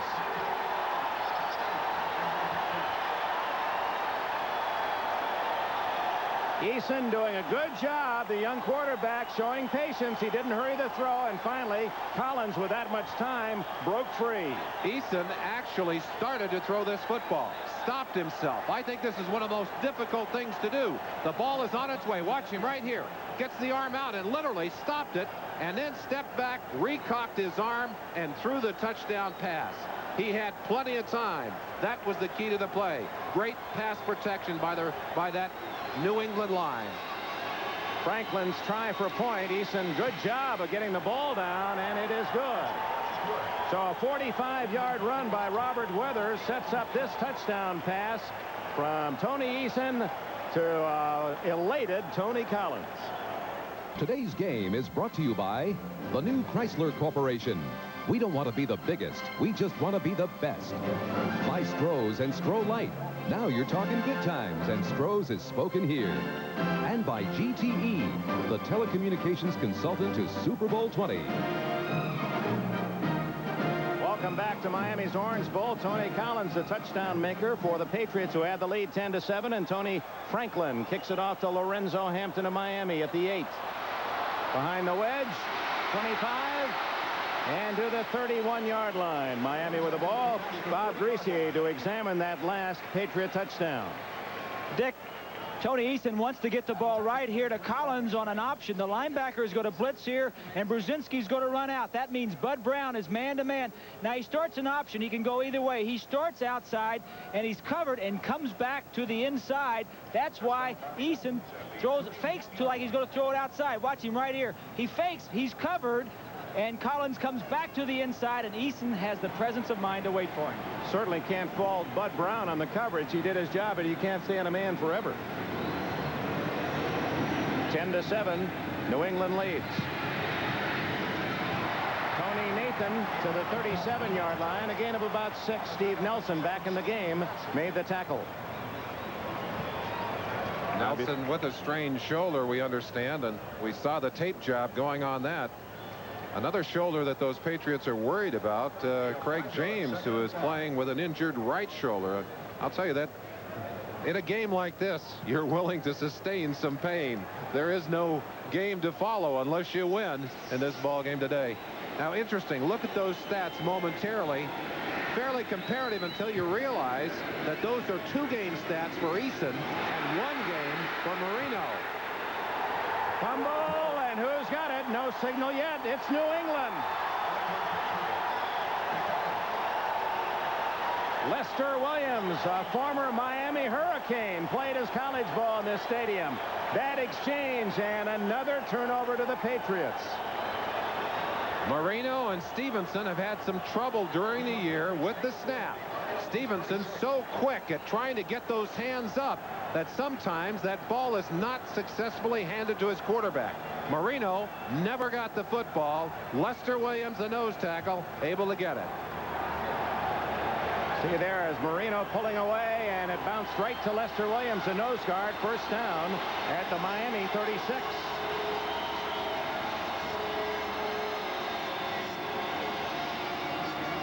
Oh, a little flea flicker. Stanley Morgan is deep. But that throw a little too deep. They had it covered, did the Dolphins. Not fooled at all.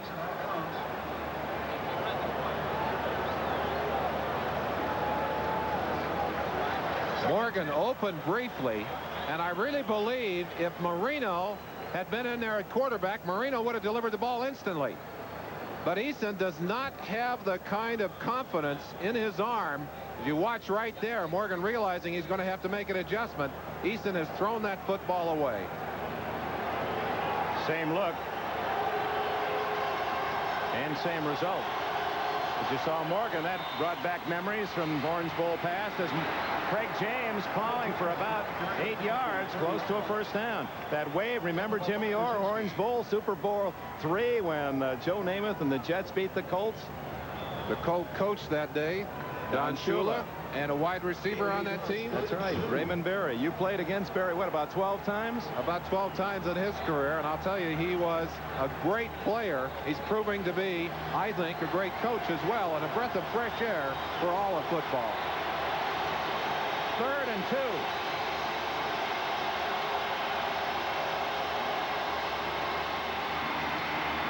James has the first down. It's interesting, Merlin, with the power on the left side of the New England line with Holloway and Hanna, they're actually running more right. Maybe the Dolphins are geared for the ball to go the other way. Well, I think they have strength on both sides of the line. The other thing, and it was mentioned by Pete Axthelm early in the game, they have put their most dominant player, Hugh Green, on that right side. He is that right linebacker. And again, if he is playing the kind of football he's capable of, you don't want to be over on his side all day long. So running away from Green and figuring that Wooten and Moore on the right side can do the job. And are. First down.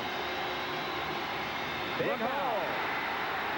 Greg James all the way to the 13-yard line. Fumble to say the Dolphins, but no, they rule the ball down. 12 more for New England and another first down. Was there a fumble? Let's take a peek at it here.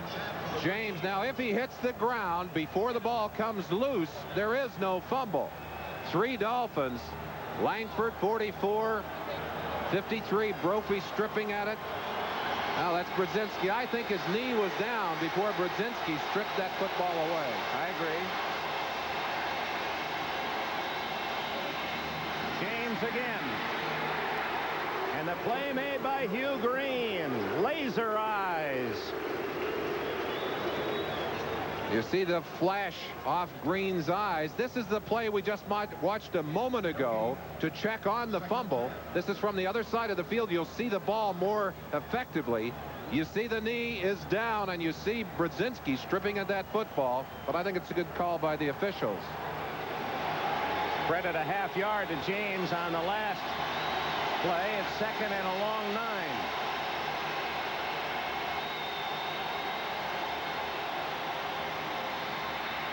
Morgan wide open.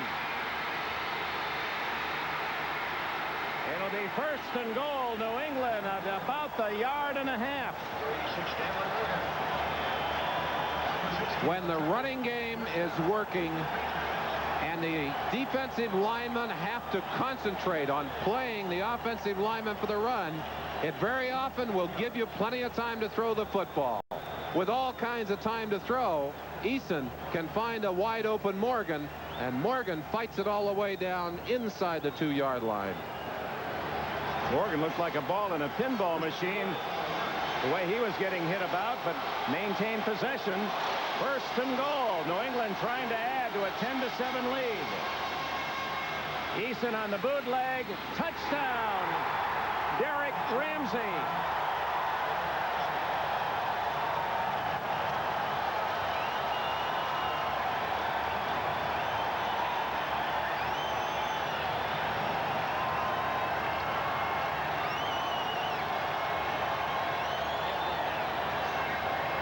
Play action pass inside. Freeze the linebackers. And then roll out and zip that football to your favorite receiver. Ramsey, who has a Super Bowl ring, one of only 2 Patriots to so adorn a favorite finger. Tony Franklin adds the extra point. Ramsey won the ring with the Raiders in '80, and in 1979, Greg Hawthorne with the Steelers, the only Patriots to reach that high football honor. Eason figures this will help him on his way to New Orleans. They lead by 10. Tony Eason, first and goal. A safety, conservative type pass, play action to Weathers, and then the quick hit to his tight end, Derek Ramsey, and it's now 17-7 New England, the underdog Patriots. 3rd straight week on the road, 3rd straight week not supposed to win, and they've opened a 10-point advantage. Hampton lets it bounce out of bounds, and Franklin will have to kick again from the 30-yard line. That gives us a chance to go to Bob Greasy.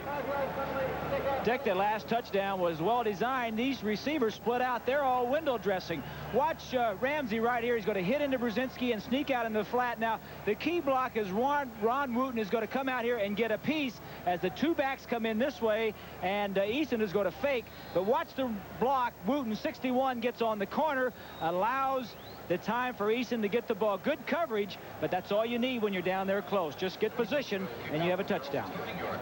Chuck Studley, defensive coordinator, not speaking in gentle terms to his defense right now. Frustrated and angry. He has taken a great deal of heat here in Miami. But Shula, I'm sure, aware of the fact that he does not have the greatest of tools to work with on defense. He doesn't have the same cards that Bill Arnsparger had when he ran the defense here. And one of the biggest that is out of there is Bob Baumhauer. They really have missed him inside. Even though Charles has played well on the nose, Baumhauer was a proven performer who gave them that inside strength. And if he were in the lineup, Charles would be out shoring up that right end position, where Beaucamper has had such problems in the last half of the year. We might add that Beaucamper is having some of that trouble because of an injury. He's got a shoulder problem that compounds things. After the 5-yard penalty, it's Hampton again from the 15. And he's all the way to the 44-yard line. And an injury and a penalty on the play. We had a clip on that play. Alex Moyer, 54, with a clear clip on Ernest Gibson, 43, and a very angry group of Patriot players out on the field. That's a silly mistake and a stupid one, and one that will bring out the ire of the players, because when you can see a man's name on the back of his jersey, you don't lay yourself on the back of his legs. Moyer, the rookie from Northwestern, and Gibson, that can be a career-ending type injury when somebody nails you in the back, and that's why it's a 15-yard penalty. Here is that play. It'll be on the right-hand side. Well, we just saw the last part of the action, but you'll see the run by Lorenzo Hampton there. They nailed him, got him down. I think Gibson is all right. He is up and walking, but not the kind of thing you'd like to see. And that's not a deliberate play by Moyer. That's not a deliberate play, but that's a stupid play. Instead of the 44, Marino starts from his 17.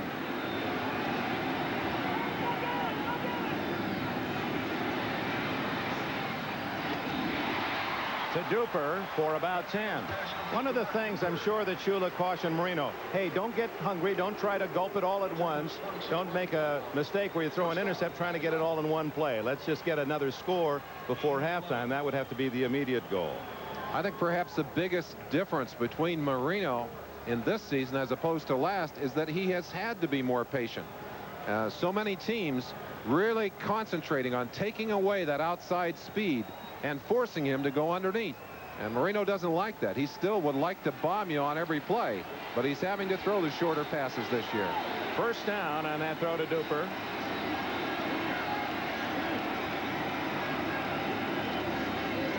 Inside handoff to Woody Bennett. Didn't fool the Patriots. A couple of yards. McGrew on the inside, former Southern California Trojan, made the stop. Merlin, the Patriots facing such long odds as a wild card and having to play 3 straight games on the road. Now, the trip to the Jets was a shorter one. Then they have to go all the way to the West Coast and come back, and then all the way down to Miami. I don't think people appreciate how hard that is. Strange beds, all that airline travel, all the distractions. The food is not what you're used to. And then you're in the enemy's camp. You're on their field. Marino open. Clayton. And Clayton down at the 47-yard line. First down. He acted as though someone got the face mask. Well, someone did slide off the back of his helmet, but I don't think they got the mask. 16 yards on the play to Clayton. Rifle shot by Marino over the center. Square in by Clayton, who will come bursting across left to right on your screen. There he is. Roland James, 38. Ways off. James told me, he said, I've got to be back there trying to read Marino's eyes. All he needs is a step, and I can't cover the ground to get back to that receiver. Final minutes of the first half. 17-7 New England. Marino goes long for Duper. Ooh, Raymond Claiborne, and Duper batting it around, almost landed in the lap of the Dolphin wide receiver. Claiborne is not the man that they would favor going deep on. They'd rather go deep on Lepet because Claiborne will give you that ground. He keeps a nice cushion and then has more speed. Duper, by the way, the fastest of those two Marks brothers. And oh, you're right. Had that ball bounced a little more to the outside, it might have been a touchdown. Like an outfielder and an infielder battling over the same fly ball. They go back to the 46-yard line, 2nd and 10. 2 minutes and 50 seconds left, first half.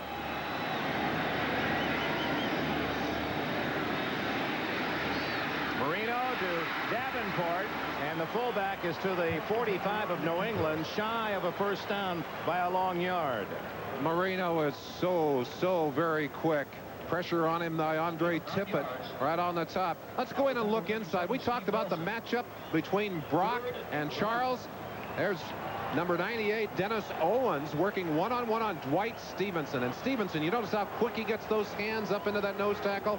Controls him before he can even move off of that line. Howie Long of the Raiders, I asked him who he voted for defensively for the Pro Bowl, and he named him off. He said, but Dwight Stevenson, I'd vote for him, didn't he? He's the best player I saw all year. On 3rd and 1, over the middle, wide open, Bruce Hardy.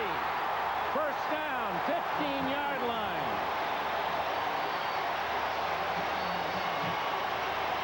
There's the 2-minute warning. 1:58 left. The Dolphins are on the move. Great quarter of 83, both Marino and Eason, along with Elway, Blackledge, Ken O'Brien, Jim Kelly. Of course, Marino, the last of those first-round picks, and has just been absolutely brilliant. In fact, Don Shula told us yesterday, Merlin Olsen, that in many ways he felt that his quarterback Marino was just as valuable, maybe a better player this year than he was last year when he set all those incredible records. And who is going to break those records? Yes. I think the toughest thing in the world would be for Marino to compete with his own numbers from last year. That last catch by Hardy was good for 29 yards, the longest of the 10 completions by Marino in this first half. Mostly the medium range, as New England keeping the ball in front. But it's a first down at the 16 with 1:58 left in the half. Both Clayton and Duper to the left. Wide open and almost intercepted out of the hands of Dan Johnson and almost to Andre Tippett. Oh my, that could have been a crushing blow for Miami. Very nearly shifting emotion from 7 points to safety, as Marino again has the ball right where he wants it. His big tight end, who already has 1 touchdown, couldn't hang on, and then Tippett, who had it in his hands, dropped it on the ground. Tippett on the coverage. And of course, with the play in the end zone, if Tippett gets that, it's New England's ball out at the 20 on the touchback. 2nd down. Oh, surprise on the ground to Carter. No surprise to the Patriots. Boy, did number 52, Johnny Rembert, close in. 3 yards on the play. You wonder how a quarterback feels when he sees a touchdown dropped. Well, Marino watches this one. 2 yards. He is a leader. At his young age, he truly is a leader, isn't he? I think that's how he has grown most in this year. You really sense that is in his leadership capability, and that's performance leadership above all else. 3rd down and 7. We told you the Patriots facing a team, Miami, best in the league on 3rd down. Through the hands of Joe Rose, it'll be 4th down, no flag. Ronnie Lepet, who played here at Miami as college ball, made the play defensively. Don Shula uses so many tools. Most of these players, role players. Joe Rose is one of those. A fine receiver, half tight end, half wide receiver. They like him in that kind of situation. He hasn't been practicing all week with a toe injury, but he's in there complaining about Lepet manhandling him on that play. This is a 31-yard attempt by Reves, who missed only 5 all year. Oh, bad snap. And that's going to be wide to the right. No good. Reves, who has had a great rookie year, making 22 of 27, and the 4 misses of the 5 were outside 50. You can't blame him. The snap was very high. The Dolphins picked up Larry Lee as that snapper from Detroit late in the year. You see that high snap to Strzok, who did a great job of just getting that ball down on the ground. Of course, Bob Kuchenberg served that role. Look at this slap. You missed that, Dick. Revase slapped right there up to the side ahead of the Don Blackman. The pity of taunting even the general manager Pat Sullivan. Don Blackman, whoop, I don't like what you said, says Revase. Then Blackman says, hey, that little guy hit me. Well, I think this is a little early in the game to be taunting people. Going New England's way right now, but we haven't finished the first half, Dick. Robert Weathers, who set up the last touchdown with that long run, and Mike Charles sets him down. And you can see the lips of Don Shula tightening with each play. It's a worried expression. 17-7 as the Dolphins use a timeout. One more quick look at Revase. Sometimes we'd love to have the long-range microphone. It wasn't a pleasantry, I can tell you that. We'll be back. Goodyear Blimp Enterprise from Pompano Beach, Florida. Dr. Maloney received his doctorate from the University of Southern California. He's from Vienna, Virginia, where they love their soccer torts. And we really appreciate the fine coverage that Blimp has provided for 61 years. Looking back inside at the action earlier, and we'll do that after a live play here as they're ready to tee it up again. 53 seconds left in this first half. And out to the 25 goes Weathers, and again Miami calls time, stops the clock with 47 seconds. We talked about the key matchup being the one that puts Charles against Brock on the nose. Charles, as you noticed, it slid over and put himself in the gap on that play, bounced off the shoulder of Hog Hanna and got in there to get a strong arm on the ball carrier. Fine penetration and a good play. Very often a defense, after a crucial miss like that on a field goal, an emotional play, will come out there supercharged, trying to strip that ball away, trying to get something of their own. A reminder that we will be selecting a Budweiser Most Valuable Player to be announced later in today's game. Well, if you're just joining us, earlier today, the Chicago Bears, second straight shutout, eliminated the Los Angeles Rams 24-0. And here, 2 fumble recoveries by New England have led to 10 points, and that's the difference in a 17-7 New England lead. These Patriots really feel that they're a team of destiny, and they've talked about that. They believe that this is their turn. Hey, what jinx? We don't believe in that stuff. I'll tell you this, important, there's something that seems to be rather true in this first half. Let's put it that way. A quote that James came out with after their fine game against the Raiders out in Los Angeles. Well, they continue to have a lot of good things going for them in the first half here. 47 seconds remaining in the half. Third down and a short 5. Ooh, Weathers stopped cold.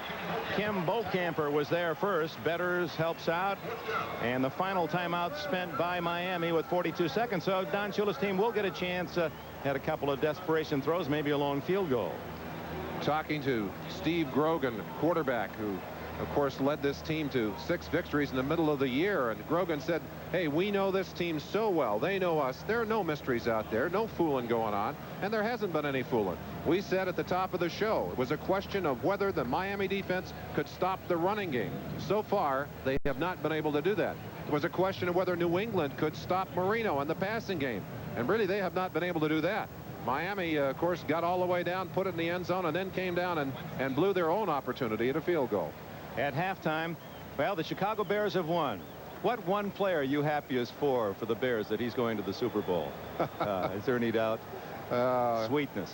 You've got to be glad to see a man who has given so much enjoyment to the game and so much of himself. And I think the thing that amazes me about Peyton, continues to be unbelievable, is how he can continue to perform week in and week out without injury and still have this great amount of enthusiasm and energy that just doesn't seem to dissipate. He does indeed epitomize the best of the game of football. Well, we're going to try to get Walter Payton, get his feelings at halftime, so stay with us for NFL 85 as Camarino punt, 10-men rush for Miami. Vigorito, the only man back. Here they come. Good kick under pressure. Vigorito all alone. 25, 30, and down at the 31. New England special teams are just that, special. 48-yard punt under pressure by Camarillo, 8-yard return. Camarillo, of course, had one blocked last week by Greg Townsend, and there's all the earmarks of trouble here. Same situation as last week. Kicking to a rusher coming on. They didn't get to that one as Camarillo really put his foot in it. And I think sometimes when those punters see that rush coming, there's a rush of adrenaline. They really get that ball out of there. 31 seconds for Marino, no timeouts to try to get his team at least into field goal range and cut the New England advantage to a touchdown. It's 17-7 Patriots. 70 yards away from the line of scrimmage.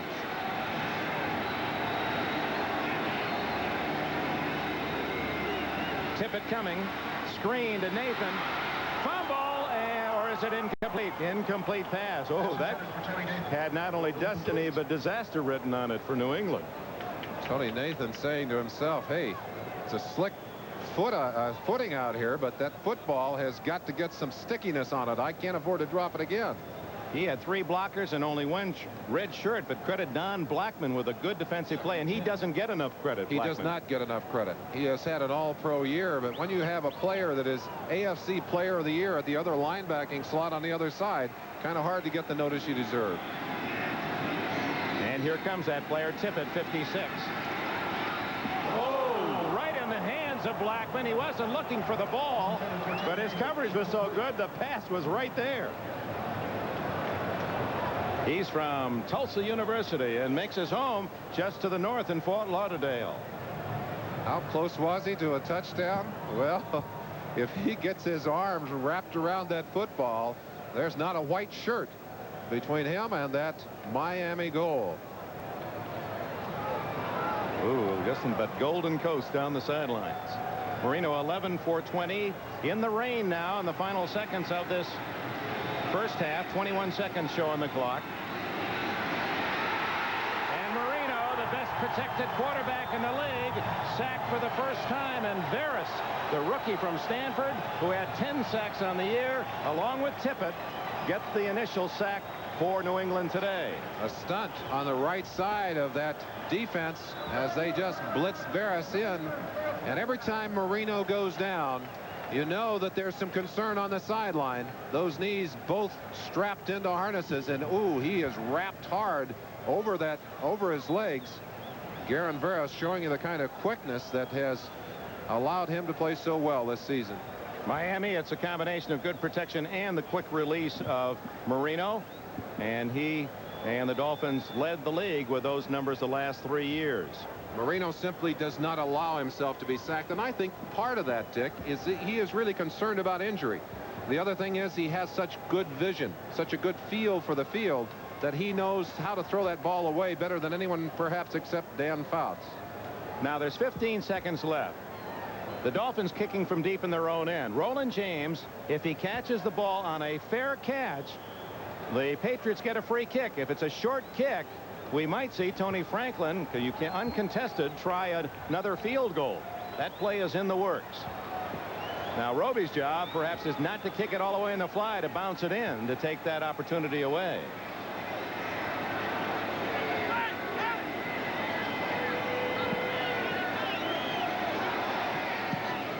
Well, they're going to get a chance on it, fair catch, but it's going to be at the 34-yard line, which makes it even out of the range of Franklin, perhaps. But it's just like a kickoff. You can tee it up and kick it from there, and if it goes through the uprights, it's worth 3, but too far away.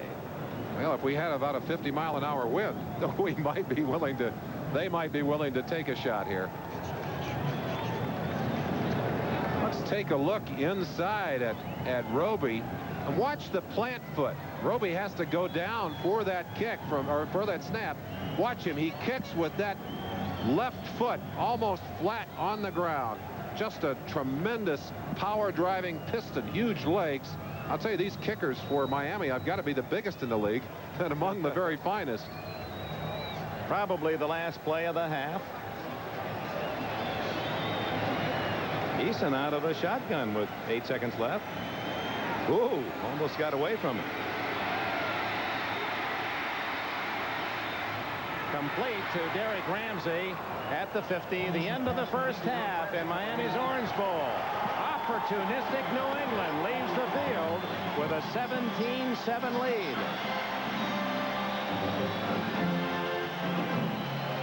The difference, 2 fumble recoveries at Miami's end of the field, and the Patriots get a field goal and a touchdown out of it. And the underdog, the Cinderella story, still very much alive. We'll be back after these messages from your local station. Your local stations. Await the winner. It's the New England Patriots 17-7 at halftime. That's the bad news for Dolphin fans. Last week at this time they were down 14-3, and Cleveland scored to make it 21-3, and yet Miami rallied. Do they have another miracle left, or is New England just too good? You said the Patriots started with the best hand. Dick, let's go back to our theorem of the card game. Right now, Raymond Berry is sitting there with even more chips than he started with. His conservative philosophy, his style is playing perfectly for him. I don't think he's going to change. He can afford to be patient, let his defense do the work, hope for some more turnovers. On the other hand, Don Shula, who already had to play aggressive, high-risk football, almost has to play double up and catch up. Well, he's got Dan Marino, and he'll get the ball first to start the second half. The statistics in the first half were basically even, except for those big turnovers, the 2 fumbles. Here are those statistics, and of course, one that jumps out at you, those 2 fumbles, and that has been a great story for this New England team. They've had 10 takeaways, only 2 giveaways so far during this playoff. And I'll tell you that when you can keep your mistakes low and give the ball up only occasionally, and that's what Barry talked about, error-free football. They have played it. It has been successful. You've got to believe that's what he talked to them about at the half.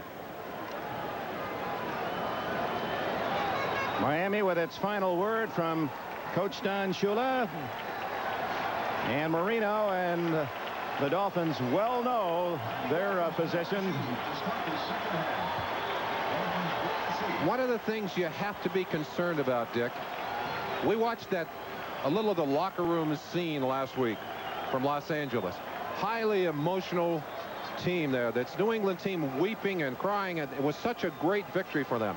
They poured out a lot of emotion. Raymond Berry deliberately took some time off, gave his team a couple of days off to try and regroup that emotional energy. They've had a very emotional first half, a very successful first half. Now, the key to winning for them, to maintain that emotional intensity through this second half. I wonder how much they have left in those reserve tanks. 30 minutes to the Super Bowl, unless, of course, we have a sudden death overtime.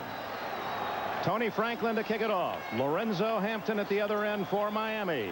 17-7 as we open the second half.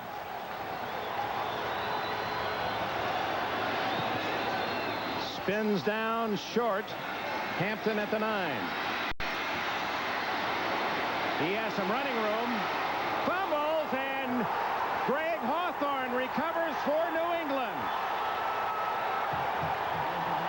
Oh my, the turnover table continues to rock in the direction of the Patriots. They are now 13-2 in that takeaway giveaway department in the playoffs.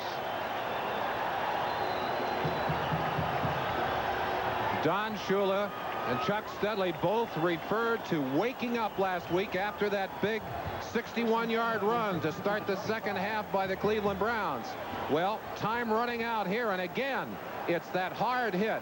Raymond Berry, you see the numbers right there. Raymond Berry used that as one of his strategies, one of his keys. We got to strip the football away and take it. Boy, they have done it today. Craig James, first down, has nearly 10. Hugh Green finally made the stop, and the Patriots with a 17-7 lead could not get a bigger break than stopping Miami on the opening kickoff, recovering the fumble deep in Dolphin territory, where they have recovered 2 other miscues that led to 10 earlier points. Coming out of that locker room, you establish the momentum of the second half in this first series. Miami, with all its plans offensively and with all its thoughts, suddenly is on defense again. 2nd and 1. Collins, who caught a touchdown pass in the first half, slams to a first down at about the 11. Don Shula Undoubtedly thinking what everyone else is in this stadium, you can't turn it over and win the big ones, and he's down in that department, 3 turnovers to none.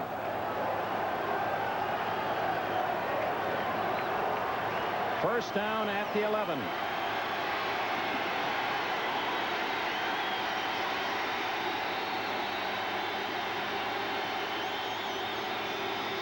Collins for about 4 yards.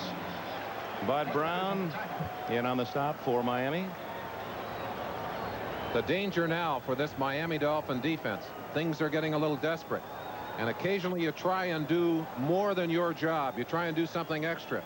You've got to still try and stay within the integrity of the defense and try and force the turnover. But if you start to try and make the big play, you put yourself out of position. You might make the big play for the other team.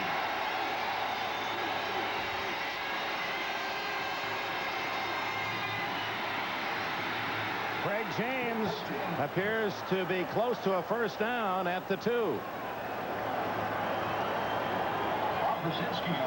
And they have rushed the football. Miami's weakness, its Achilles throughout the year, shown again last week when they barely scraped back against Cleveland, a team that rushed for over 250 yards, and the Patriots beating them to the punch on the ground today. Don Shula said it right after that game. He said when a team like Cleveland averages 6.8 yards per carry, what do you think the New England Patriots are going to do? And indeed, that's exactly what they have done. The measurement, 3rd and that much.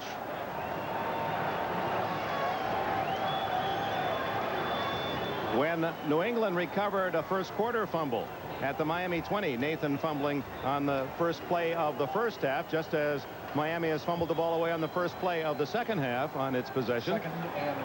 Miami was able to stop the Patriots and force a field goal spot. This is 3rd and inches.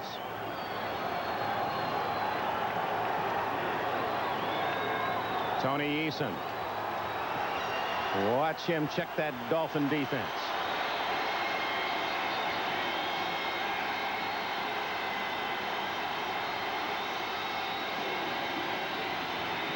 Weathers. No touchdown, but very close, it appears, to having the first down. Jackie Shipp leading that hard Dolphin defensive charge. Raymond Berry talking to Tom Ramsey as quarterback here to signal a play in. Berry calling more and more of the plays himself. Les Steckel did a lot of that early in the season, but now as Eason has returned to the lineup, we might add that Grogan called his own plays while he was quarterbacking. Now they're signal in, and Berry has taken a lot more of that responsibility during the latter part of the year. He didn't make it. Shipp's defensive play denies the first down. So 4th and the same distance. Now, having made conservative decisions up to this point, what does Raymond Berry do? I think he's going to go for it. That's interesting, isn't it? But not out of character. He has been, while conservative, also a gambler all season long. Big play early in this second half.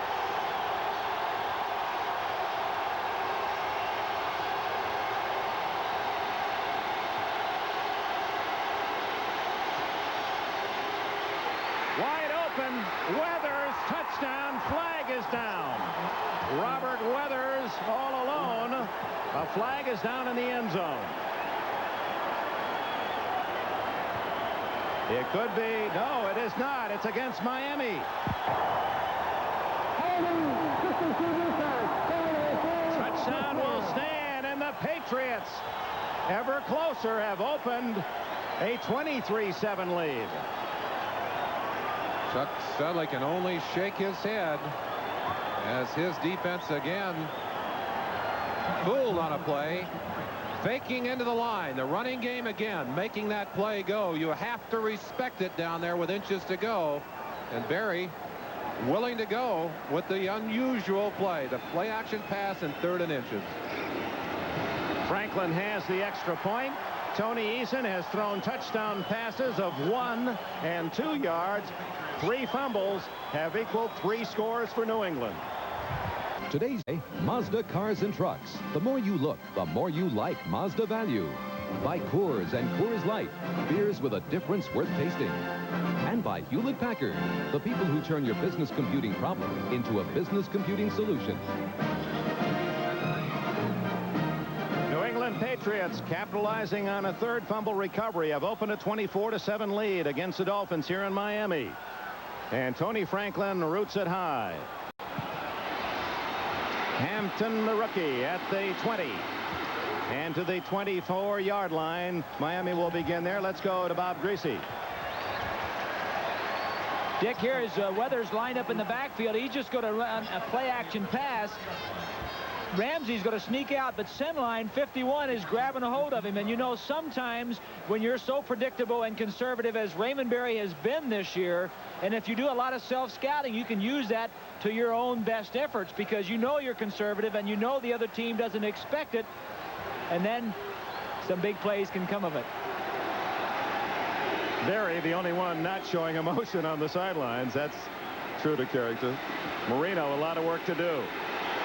One hops it out to Nat Moore, and the reason why the pass was short was Don Blackman, 55, was on his chest.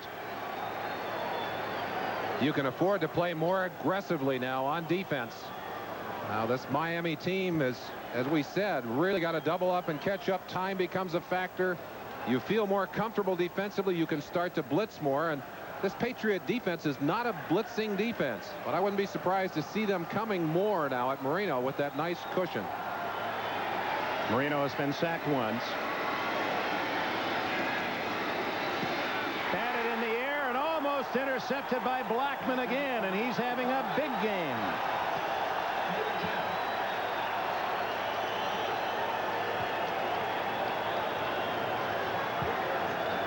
There's Rod Rust, defensive coordinator, signaling his defenses onto the field. And interestingly, in his own way, he may be the man responsible for getting Berry into this coaching job. Well, that's right. Ron Meyer was fired because he wanted to fire Rust. Well, he actually fired Rust. The players revolted, had a meeting. Meyer ended up being fired. They brought in Berry and brought back Rust.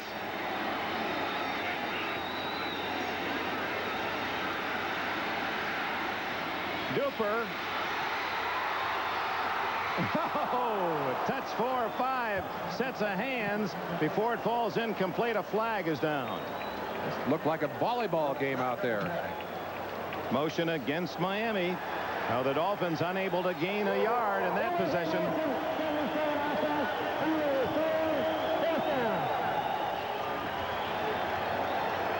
I think that ball is going to be batted about 4 or 5 times. The first bat by Marino, or by Duper as he goes up. That's 1. Lepet 2 off the helmet there. Marion 3, 4. Well,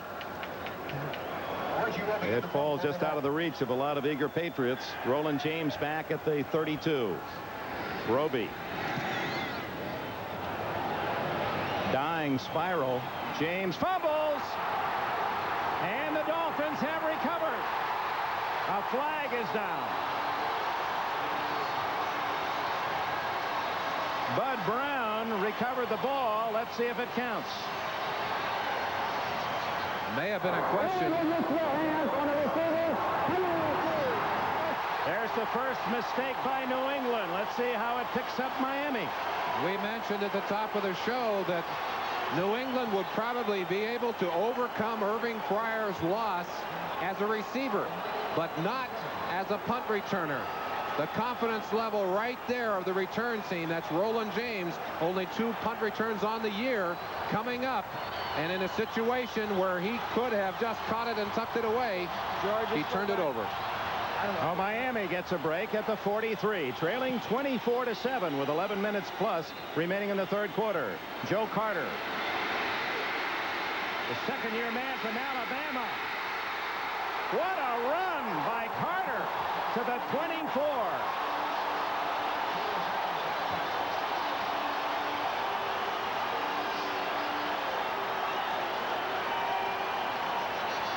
Well, these fish ain't dead yet, as they would say here in Miami. Carter pulls out of a tackle by Nelson, gets away from McGrew, number 50. Got a whole host of Patriots on his tail, but ends up with a big game and lights up this Miami offense a little bit. Carter, who had a 12-yard run in the first half, and now an 18-yard scamper. Boy, did he deny some tackling. Marino to Davenport. And the big fullback is to the New England 17, where it'll be 2nd and 3 or 4 to go. You see the power of Davenport. That was illustrated last week as he made that big 31-yard run, bouncing off people. Watch him here as he pulls away from Steve Nelson, who's a deadly tackler. Look at that leg strength. Gets away from Nelson and almost from Rowland. Makes the big gain on that play. Second, about 3.5 yards. Offense on the sidelines. Tony Collins of the Patriots. He has a touchdown, a 4-yard pass. Easton with 1, 2, and 4-yard passes for the Patriots for scores. 2nd and short. Marino into the end zone. Intercepted. Fred Marion. And Marion, who has an interception in each of the playoff games, has made it a hat trick. 3 for 3. And the Dolphins denied again.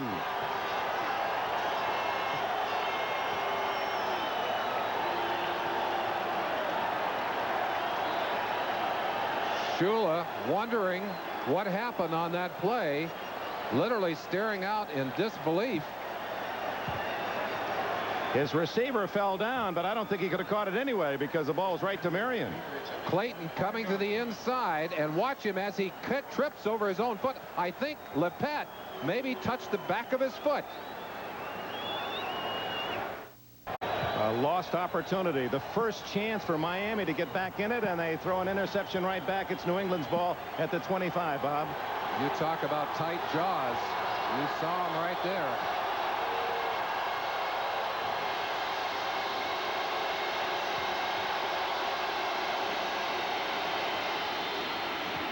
Bob Gracie, that interception. Dick, let's go back and take a look. Miami is trying to get the ball on a slant right here in this area to Clayton. Now watch Marion. He's going to drift over there. If we could go ahead and run the play. Watch as Clayton goes in there. If you can stop it right there, you can see that he tried to get it beyond there. He tried to hit it past Marion. Marion stopped right in the path of the ball. There's the trip. You'll see it right there. The foot coming in. Lepet, look at that. Just a tap on the back of the heel. Incidental contact, but it cost the interception. Craig James following straight ahead, and good yardage again for New England on first down. Second down, that will be a first down out to the 37. Dick, in talking to both Duper and Clayton, it was their feeling that the officials in that Cleveland game not calling nearly as many penalties downfield, giving the defensive men more latitude.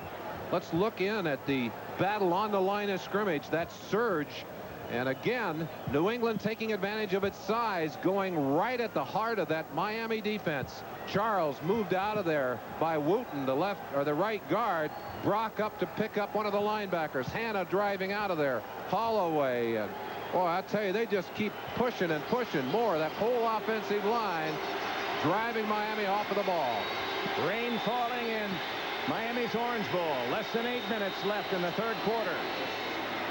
New England with a handsome lead as Collins carries out to the Patriot 40. Doug Betters made the tackle. No question, we expected the Patriots to outrush the Dolphins, and Miami was hoping. In fact, Doug Betters said we're going to try to hold them to 4 yards or less per rush. Not so.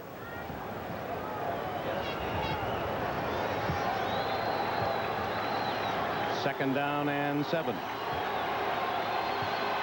A long 7.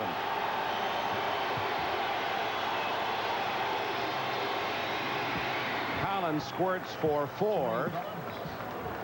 Hugh Green with a hit. It's such a big advantage for running backs when their offensive line is getting into the defense and moving them off the ball.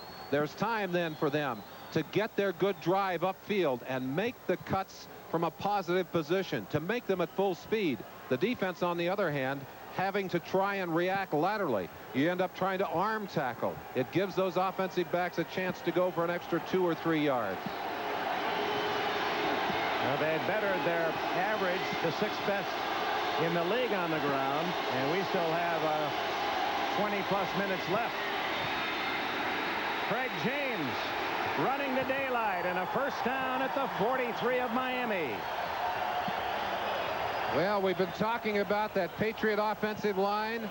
3 first-round draft picks on the left side of the line. Holloway, Hanna, and Brock. Hanna driving his man back off the ball. Holloway getting a piece of his, and James just exploding through there. Out of the tackle by Bud Brown. Out of a second tackle by Judson. Makes the extra yardage. Jackie Shipp, who made the tackle, limps off the field for the Dolphins. Mark Brown has replaced him. No, Jay Brophy goes in. First down at the 43. 6 minutes left in the third quarter, and the Patriots lead 24-7.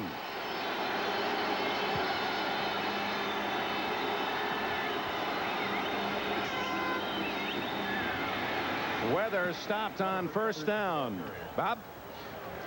Merlin and Dick, you're talking about the blocking up front of the offensive line. Let's go back to that last play and watch the straight blocking. Hanna right here and on the linebacker, and you'll see James finding a little hole right in between here and running right up through. James, with the good eyes and good feet, has the ability to get through the hole after a good block by Tony Collins.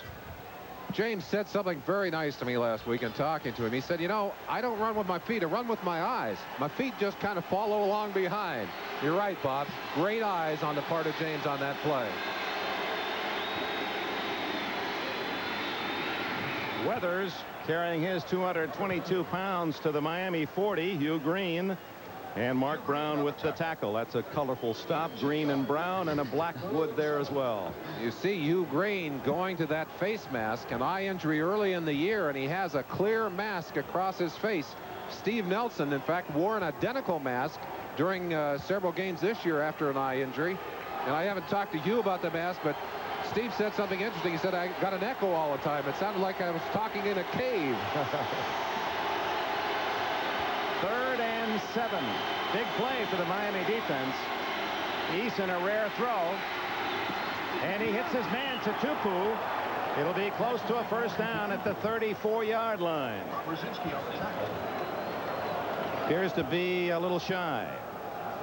And again, when your running game is going, when you can force those linebackers and those linemen to concentrate on the run, you've got time to throw the football. Linebacker isolated there. That's Brzezinski trying to get out to the outside to cover Tupu. Tupu, usually the short yardage runner, did a good job of hauling that one in. And on 4th down and a yard, again, Berry going to go for it. He went for it on 4th and goal. There are some interesting stats. Before Grogan played, look at the numbers for Eason, and then look at the numbers after Grogan was hurt. He has had a great last half of the season. Weathers on the pitch. It's going to be close. Miami fans think that he was stopped. New England fans feel that he has made the first down. And it's the Patriots who are right again. Dick, maybe we can, as we look again at the hard jaws of Don Shula, maybe we can go back and get that statistic again, because I really think it's interesting. One of the things that really helped Tony Eason after a bad start on the season, and he was dealing with his 3rd offense in 3 years, Berry putting in his own offense, he had a chance to watch this man, Steve Grogan, go in and run the offense. Look at those latter numbers, the reversal in touchdowns and interceptions. A lot of that, I think, came because Eason was able to get himself calmed down and able to learn by watching. On the ground, and that figures now for the Patriots with a big lead. Just trying to chew up that clock, and it ticks away against Miami. 3:33, 3:32, 3:31 left in this third quarter. The Patriots with a 24-7 advantage. Gain of 3 yards, 2nd and 7. The only Miami touchdown came in the second quarter when the Dolphins took a 7-3 lead. It was Marino to Dan Johnson. But 4 turnovers have not only stopped the Dolphins, but New England has taken advantage on 3 of those for a score, and trying to do that now on this pass interception that started this drive. Collins plowing for 6 or 7 to the 24. Just shy of another first down. Brzezinski on the tackle. First turnover, a fumble led to a field goal. Then the next 2 fumbles became touchdowns. Those fumbles recovered by New England were at the Miami 20, the Miami 36, the Miami 25. The last one on the kickoff to start this second half. Then when the Dolphins finally got one of their own, Marino was intercepted by the omnipresent Fred Marion. Always seems to be in the right spot. Oh, that ball has been in his hands in the several key games. Seattle game last week, the week before. He really has been something. Collins is denied the first down, and the Dolphins say they got the football, but too late. He was already down. Brzezinski again reaching to strip that football and got his hands on it, got it away from the running back. It's the second time we've seen him reach in and take that ball right out of the grasp of a running back. Coming in from the left side of your screen, watch number 59. Here he comes.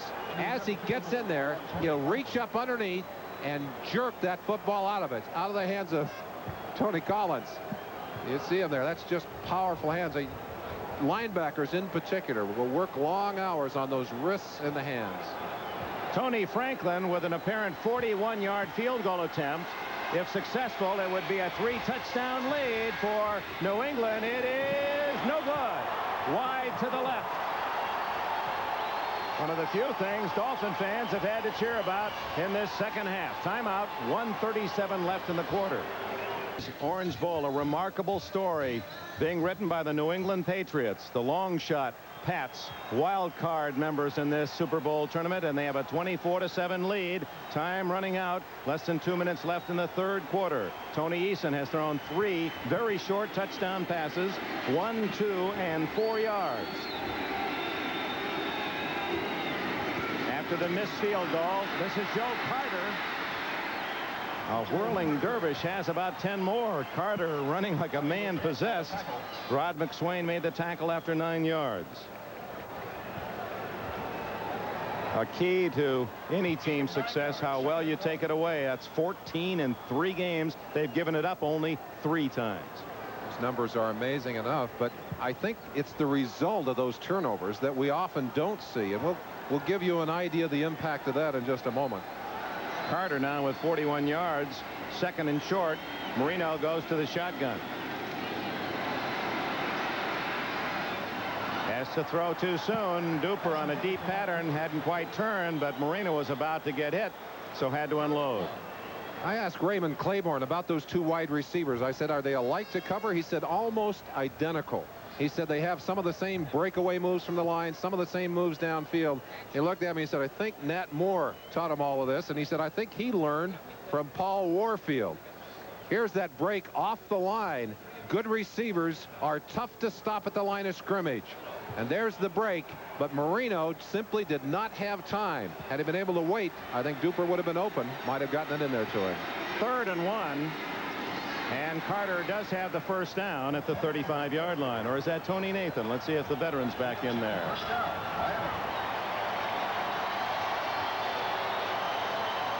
They lead by that amount, 17 points. Directly out of those 4 Dolphin turnovers, they have put 17 points on the board today. Oh, that is a wonder. Not only does a turnover change the emotion of the game, but very often, as we've seen today, gives you that ideal field position, Dick. Final minute, third quarter. Miami won't have too many possessions. It's almost you must score every time out for Marino. Carter. Boy, he's tough to bring down. 41-yard line. He may be building himself a job for the future. Right now, the future is only 15 minutes for these 2 teams. One will go on to the Super Bowl against Chicago. We'll be back after these messages from your local station. Under normal conditions, that 5-time Pro Bowler wears number 73 and would be in there pacing like a lion. As we were away on that last commercial break, Baumhauer out for the year with a knee injury, and they hope he'll be back next season. Standing on the sideline, you feel so helpless, too. As Ken Sims, a brilliant young defensive tackle for the Patriots, must feel, but it's a little easier when you're ahead 24/7. Much easier. You see him flexing that leg, and I'm sure he's thinking, boy, if this leg will just get a little bit better, I'm going to be able to get back in there and play before this season is over. We open the fourth quarter, 24-7 New England. It's a 2nd and 4 for Marino. Going deep for Clayton. and he was well covered. Ernest Gibson was with Clayton stride for stride. A reminder, we will be naming our Budweiser most valuable player for today's game a bit later. You saw the results on one side of the field. Let's go to the other side of the field where Duper is working one-on-one, a little fake to the out and a little tug right there. Raymond Claiborne almost undressing Mark Duper. The official downfield did not spot that one, jerked his shirt so hard the shoulder pad popped out. Patriots have been tough in the second half, their defense, and they've shut out Miami thus far in this one. 3rd and 3.5. Incomplete. Tony Nathan covered well by Don Blackman, and what a game Blackman has had. Well, I've said all along, if it weren't for Tippett, this would be the man that everyone would be headlining, and he's shown that today, and Miami unable to pick up the first down. One of the patterns that Marino thought would be very effective against this defense is working underneath in front of those linebackers, but Blackman with great speed and good hands reaching right out in front to knock that ball away. Roland James back as Roby kicks. Drives the ball to the 10. Fumble. Miami. Who has it? Dolphins. Miami had a couple of shots at it before they finally cover at the 10.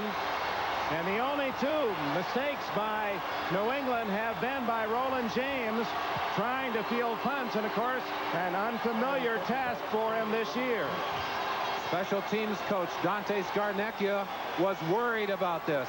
He said there's no question James has to be rusty. We want him just to secure that football. Any yards are just a plus here. Most importantly, they're giving us the football on a punt. We don't want to give it back. Credit a good hit. Alex Moyer, 54, the first man to reach in and knock that ball away. They could actually make a first down without a touchdown just by an inch or 2. Marino shotgun, wants to get it on the board in a hurry. He's got it. Tony Nathan.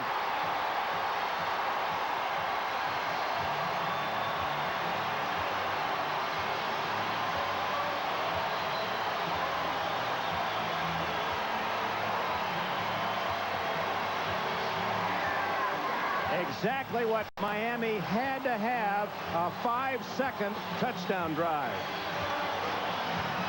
Denied early in this ball game and feeling frustrated, I'm sure. Tony Nathan must feel a little bit vindicated right now. Roves try for point. It is good, and the Dolphins have cut the lead to 10 with almost a full quarter left. What a big play. The fumble by James. The next play, Marino hits Nathan from 10. 14 minutes, 28 seconds left. In heaven, a quick fumble recovery, a 10-yard touchdown in 5 seconds. When New England would have had the ball and a 24-7 lead, suddenly 24-14. I would look for an onside kick possibly here. That's something that Miami has done earlier in the year. Nope, they got it out of there. A short kick, Stephen Starring at the 12. He's wrapped up in a hurry at the 23. Woody Bennett, and looked like Brzezinski there too. Dick, you know, the New England defense has played well all day, but here they make a mistake. McGrew is blitzing. Now Nathan is going to sneak out of the backfield in this area. Blackman goes out instead of covering his man.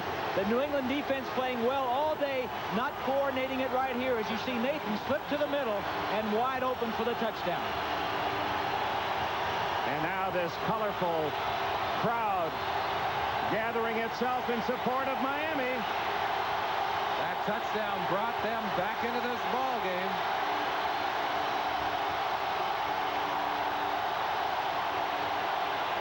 Tupu.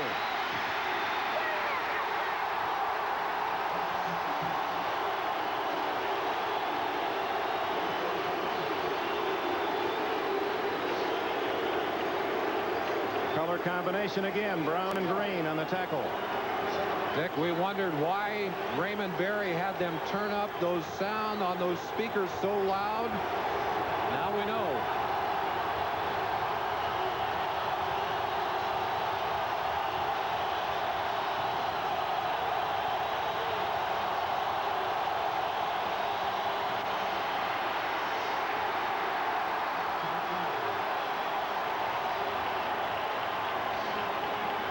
Two short gains, and now third down and 4 for New England.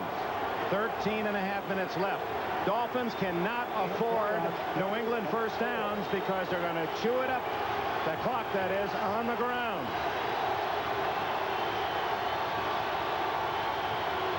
New England has not won here 18 straight seasons.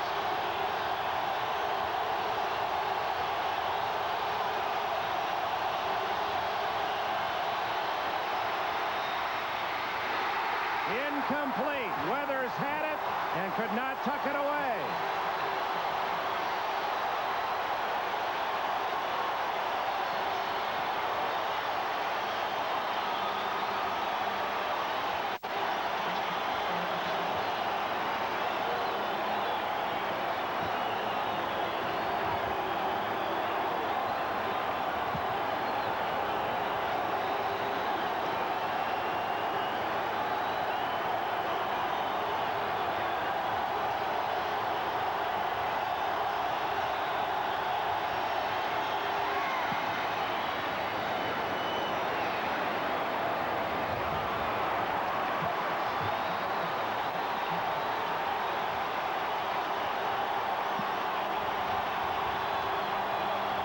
Today's game is brought to you by John Hancock Financial Services, meeting today's needs with a range of financial products. By Hertz, you don't just rent a car, you rent a company. And by Budweiser, Beechwood aged for that clean, crisp taste. This Bud's for you.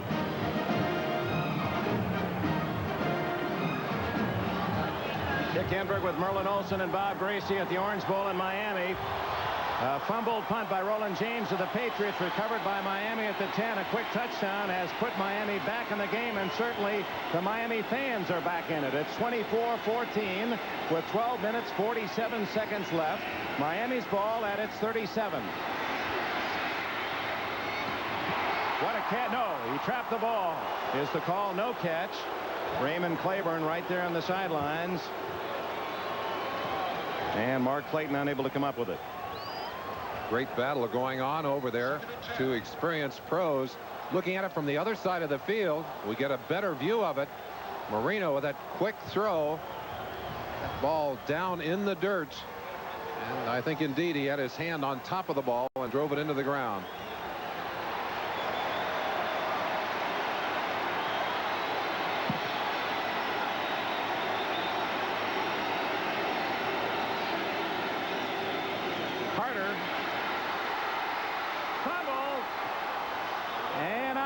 Julius Adams has it for New England.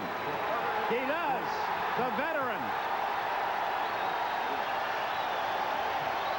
Carter, who has given the extra effort throughout this game, but you had a feeling when you get hit that many times and bounced around, somebody's going to finally knock it free. And Adams was the man who finally saw that precious pumpkin, and the New England Patriots have it again. And again, you sense not only the change of the football, but the change of emotion. The ball right there begins to get away from Carter. It's on the ground. Roy Foster, 61, is right on top of it, but it rolls out from underneath him. And there is Julius Carter, or Julius Adams, right there to scoop up the pumpkin. That was one of those presidents. First down at the 45. 12.5 minutes left. James. And Jesse Craig James from Houston, Texas, and Southern Methodist University, trying to do something that his former teammate with the Mustangs won't get a chance to do. Go to the Super Bowl. Dickerson stopped by the Bears in Chicago earlier. I'd like to go back and make a point that I made earlier.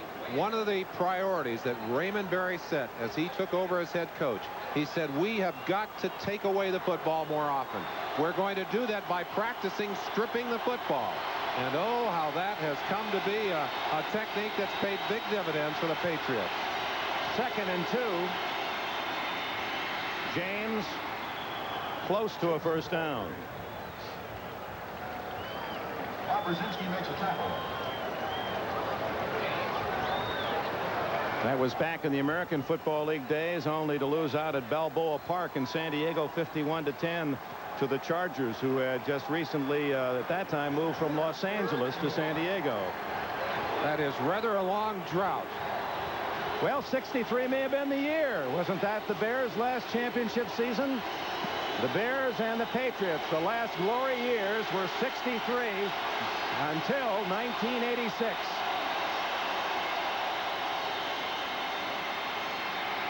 James needed to get right to the 35, and that's where he was hit. It'll depend on the spot. Carter, perhaps that old expression in sports, stay within yourself, trying to do too much, and the fumble.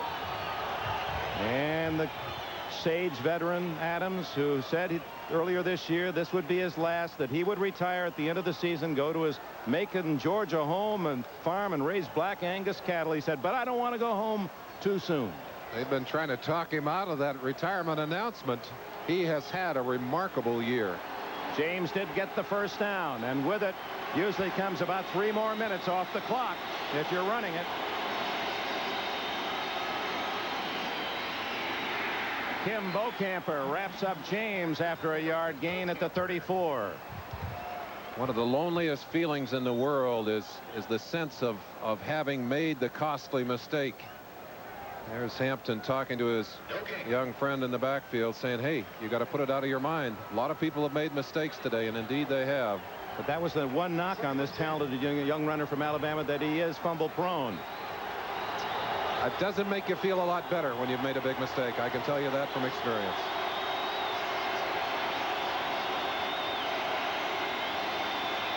Less than 10 minutes left. That's Collins. Bob Brzezinski. He and Don Blackman of New England, the 2B linebackers for each team, have been absolutely outstanding in this championship game. Let's see what Raymond Berry has up his sleeve here. Looks like he's got a third wide receiver on the field. In this situation, often during the day and during the playoffs, they have run out of that shotgun formation. Let's see what they do here. 9:20 left. New England has now rushed for 200 yards. Too many men on the field for Miami, as Betters just barely made it off.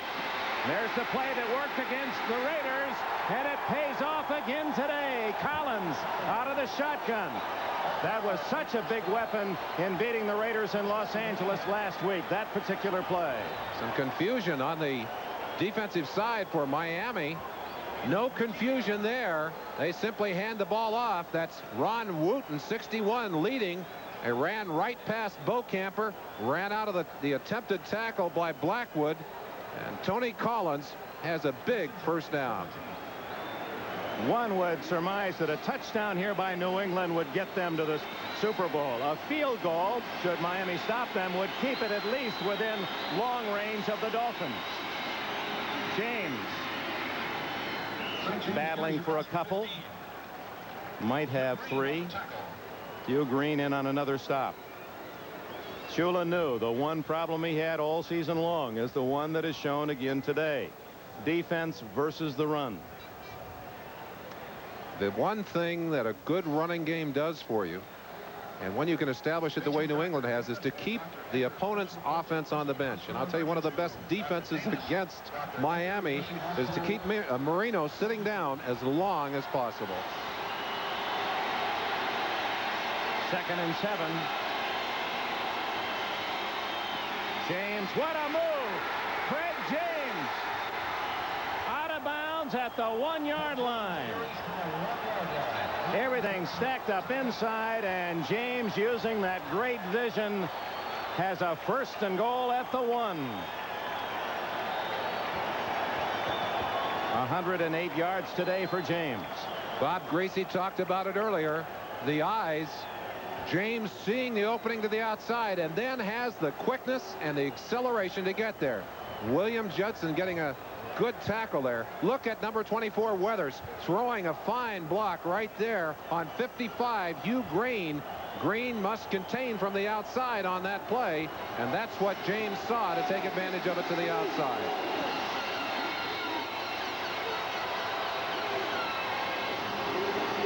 Mosey to Tupu. Touchdown.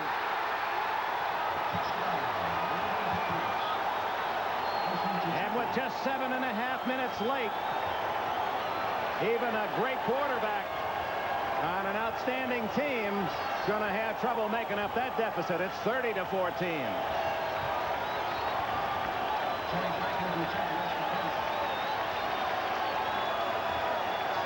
New England Patriot fans have felt all year that their team was not getting enough respect. Believe me, they have earned the respect of the entire league and the entire country, winning on the road against the Jets, winning on the road against the Los Angeles Raiders, and apparently winning here to end the last of those big jinxes. Tony Franklin adds the extra point. Mosey to Tupu, the 30-year veteran from Southern California. A moment that he'll file in his album as he puts his team ahead 31-14. Miami Dolphins favored, but in a hole by 17 with just 7.5 minutes left as New England's Franklin will kick it off. This telecast presented by authority of the National Football League is intended for the private use of our audience. Any rebroadcast or other use of this telecast without the express written consent of the Miami Dolphins and the National Football League is prohibited. Dying quail. That'll be a good kick. Lorenzo Hampton to the 20. It's been 20 years since New England has beaten Miami here in Miami. And what has happened to all of us in that 20-year period of time? Prices have gone up a bit. And for the New England Patriots, at average income $25,100, they'll make much more than that just in their playoff activity. Tony Eason, his role limited, and he's played it well, like a good part player in theater. He's only thrown the safe passes. He's not thrown an interception in 3 playoff games, and he apparently is going to lead his team into the Super Bowl. But now Marino has his say.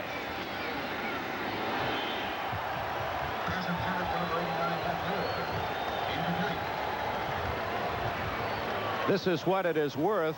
The wild card was worth New England $6,000, then $10,000 for the win last week, $18,000 for each team today. Guaranteed. That's all guaranteed up to that point. Then the winner gets 36 and the loser 18 in the Super Bowl. So you can just except for the 6,000, the Chicago Bears have those numbers as well. But that isn't really what counts right at this point. Well, they will be happy to accept those checks. But believe me, the greatest joy for them here will be whipping a jinx that has dogged them all. Clayton, tough catch. Raymond Claiborne, no, that was Rod McSwain, number 23 on him. It took a circus effort by Clayton to get those 15 yards. 7 minutes left in the game.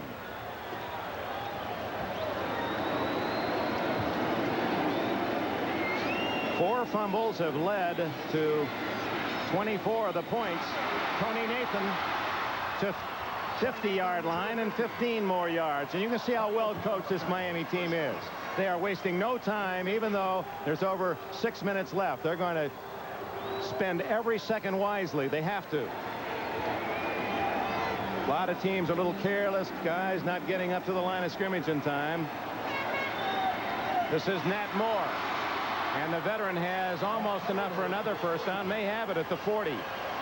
This makes it tough on a defense, too, to operate without a huddle. If the Miami team can sustain this, they can wear out a defense a little bit. I know that New England defense, that New England offense, they all have to be emotionally drained after the tough road games they've been through, Dick. Going for it all. He's got a man open. And good rallying by Claiborne. And there's the veteran from the University of Texas showing why he's a Pro Bowler. Beaten by a step and a half. He got back and foiled the attempt by Marino. Oh, you need that speed. Look at him dogging right there, watching the eyes and knowing when to turn around. Knowing when to turn around. I think Clayton having to adjust to that football, that was the signal that he was looking for. Claiborne able to turn back and bat that football away. Miami needs 3 scores, which obviously means 3 possessions, and thus Marino must score on this drive. I mentioned that Marino had been held under 200 yards 5 times on the year, twice by New England. He needs 1 more good pass to go over 200 today. There it is. And that'll be near another first down. Joe Rose makes the catch. Roland James with a hit. 10 more yards. One thing I know about Don Shula, I don't think there's a coach that I've ever been around who hates losing more than Shula. And believe me, I wouldn't want to be a part of the locker room and a part of the off season of a team that lost in a game that he really felt that they could win. Well, if he is not successful today, his perfect record in this title game will be gone. He's 5-0 coming in, and that 18-game winning streak at home against New England will be gone.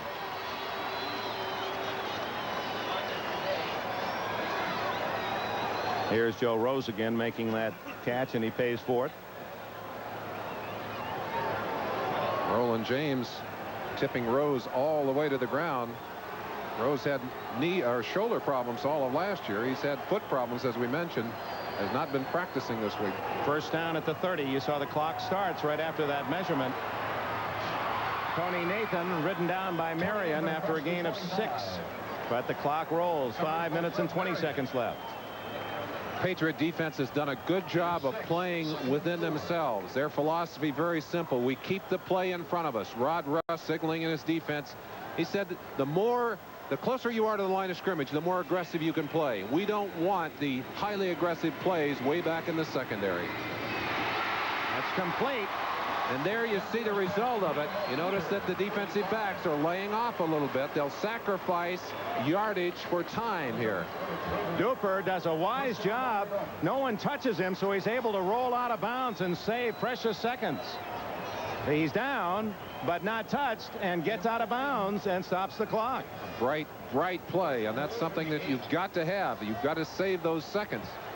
4:55 left. The score 31-14 New England.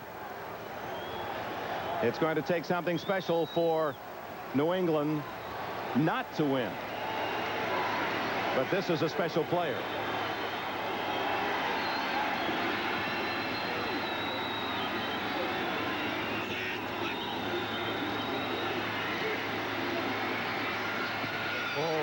Claiborne, that was thrown right into his mitts. Not a wise throw by Marino. Claiborne, good coverage in front of Nat Moore.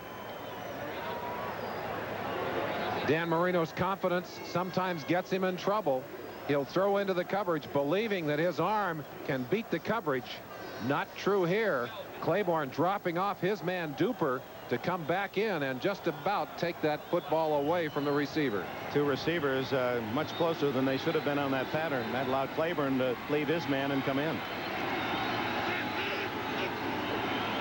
Flags are down. Free play for Marino. And there's Claiborne again, swatting it way up into the crowd. It appeared the Patriots were offside. Were they drawn? I believe that Marino, with that sharp barking count, had drawn them off sides. Let's see if anyone on the Miami side moved.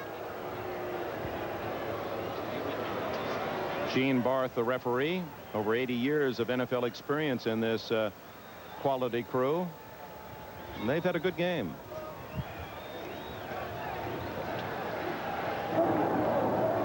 We're going to false start on number 72. The whistle is gone before the snap. Please put 4 seconds back on the clock. So there is no play. It's a 5-yard penalty, but Miami also saves it down, as that's an automatically dead ball. They add 4 seconds to the clock. Ronnie Lee, right tackle, the man who apparently moved before that ball was snapped. Chicago Bears played both these teams in the regular season, beating New England at Soldier Field and losing their only game of the season down here on a Monday night when Miami prevailed 38-24.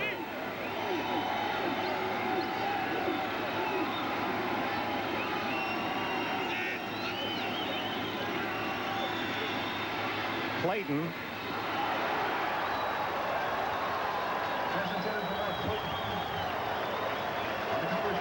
Joe Rose also in the area. Rod McSwain on that particular play, dropping off and then coming back up to make the hit. But look how they have forced Marino to throw underneath today. He got one long pass earlier, I believe, to Mark Clayton. Everything else under 19 yards. They have forced him to go underneath, to be patient, and in the process have been able to force the mistakes that have given them the football. 3rd and 15 in a must-score situation for Miami.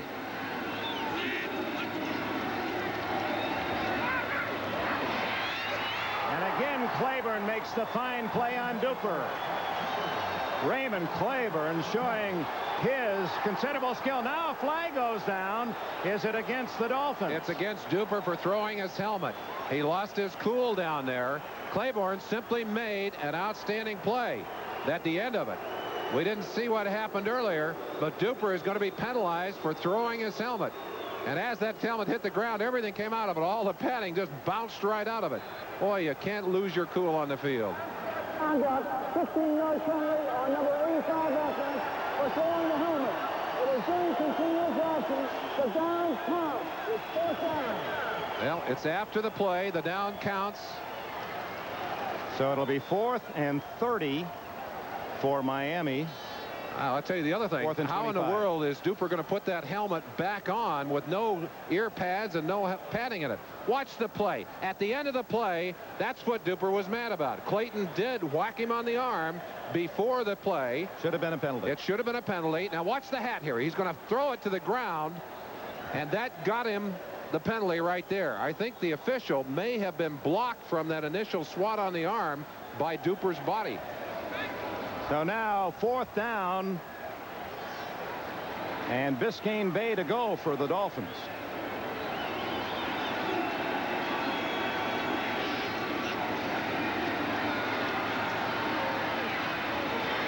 Duper again intercepted by Claiborne. And Raymond Claiborne completes a cycle of superb coverage as he picks off the pass, the 6th turnover of the game for the Patriots. And are they whooping it up in grand old New England? The Patriots, always a quality team, great players, and Raymond Berry has made them believe that they are what they have proved to be, a great team. If the Super Bowl is the symbol of success and the true victory, that means that the sad part of the whole tournament is that 28 teams start and 27 finish as losers. And the frustration and the emotions will carry that through the rest of the way with 4:29 left. He's right. He was hit on the arm. He was hit on the arm. As he explains to Coach Don Shula. Robert Weathers to the 25, a gain of 5. There's the situation. That was the second game of the season. The Bears beat New England 20-7. And following the game, a talk with their mighty happy head coach Mike Ditka. Oh, how well he represents what George Halas built there in Chicago, the patriarch of the National Football League, and a sensational season. Very nearly a perfect one for the Bears. Only Miami spoiled that, and they've been perfect in the playoffs.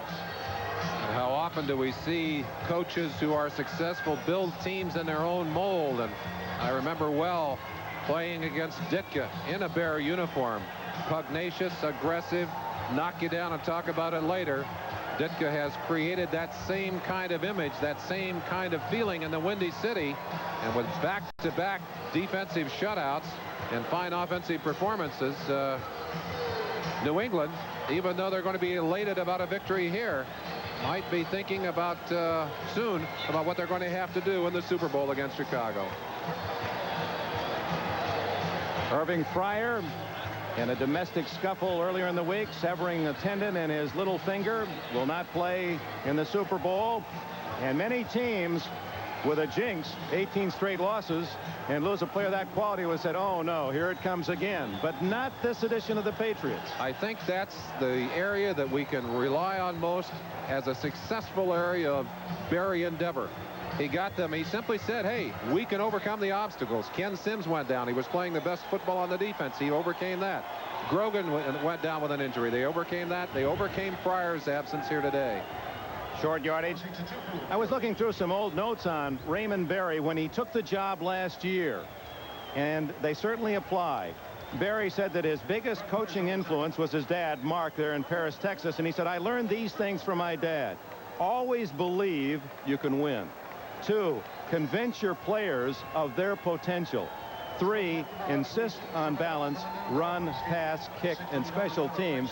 Can you be more prophetic than that? That's exactly what he's done. Those were the words of Berry when he took the job as a so-called interim job a year and a half ago.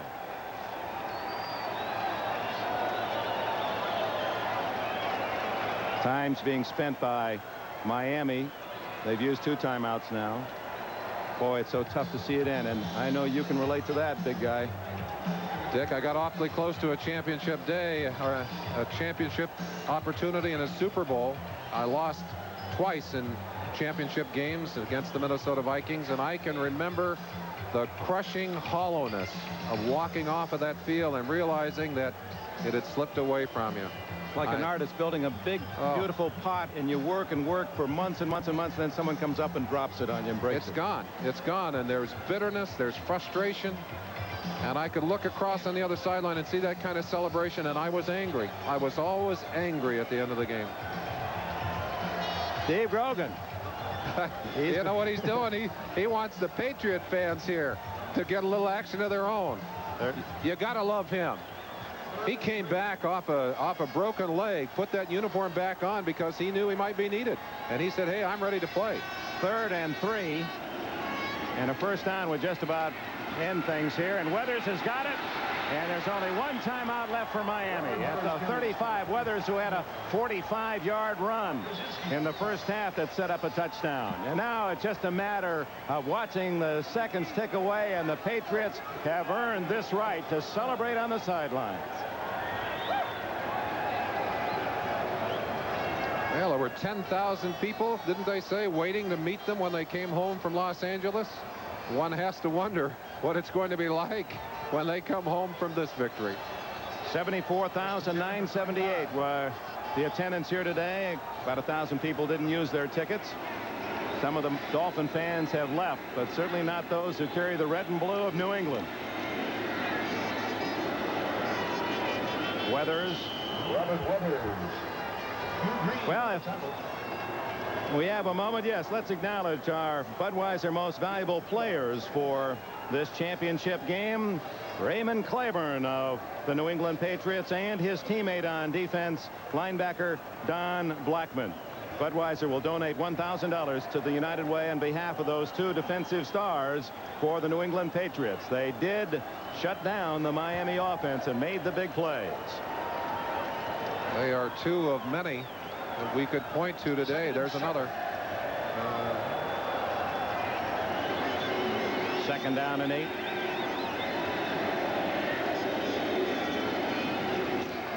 Mosi Tutupu, he has one of the touchdowns this afternoon. That was a team that has owner Billy Sullivan. I don't think Patrick is there yet. He's more or less banished to the stands after his post-game activities last week that drew a slap on the wrist. But the interview is on already, and we have 2:25 left. Miami spending its final timeout. Miami 14. The head man of the team has a chance to bask in the glory as well. 256 yards rushing for this Patriot offense today. Now, back-to-back games, playoff games, Miami's defense giving up too many yards on the ground, and now the Patriots will use up those 30 seconds. In fact, now it'll tick down to the 2-minute warning. He may be happiest of all. In fact, the younger players all saying, we love Julius Adams so much that, oh, would we like to give him a chance to go to a Super Bowl. The old man's going to get his chance.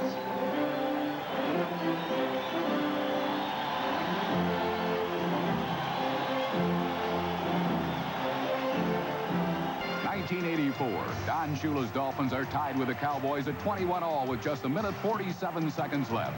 Danny Marino out of the shotgun fires complete to Mark Clayton at midfield. Could this be Marino's record 48th TD pass? Mark Clayton's record 18th TD reception? The answer is yes. What a fantastic year for Clayton and the kid from Pittsburgh. On his second meeting of the year with New England. They played in week 2. We'll also have Ahmad Rashad in the happy locker room of the New England Patriots. For the final moments, let's go back to Dick Enberg and Merlin Olsen at the Orange Bowl. All right, Bob Costas, and of course everyone around the country already starting to anticipate 2 weeks hence Super Bowl 20 in New Orleans, and we'll be pleased and proud to bring it to you here on NBC. Would you just, I'll tell you what, Raymond, we'll chip in. We'll throw in our booty here just to see you jump in the air once. Show me some emotion. Come on, you're almost going to go to the Super Bowl. His idea of getting emotional is to smile hard.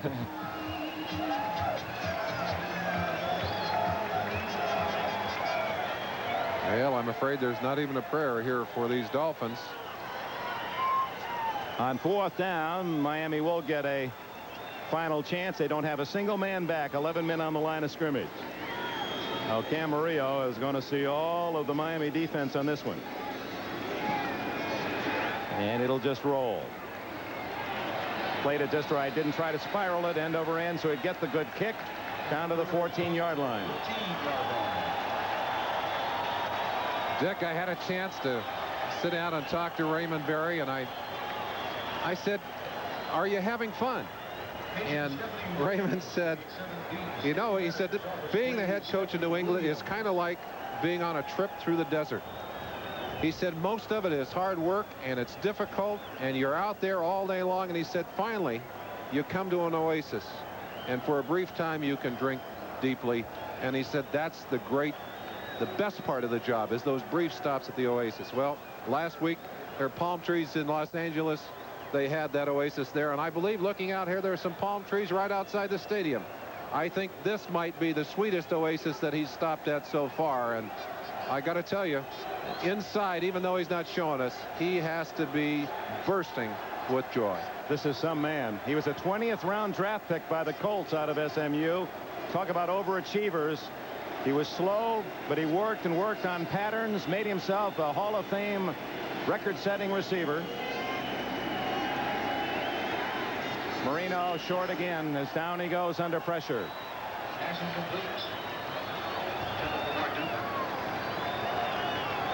Both locker rooms will get a feeling from New England and Miami as well as Mike Ditka's feelings about his victory. Another shutout today against the Rams, and maybe some early thoughts on these New England Patriots.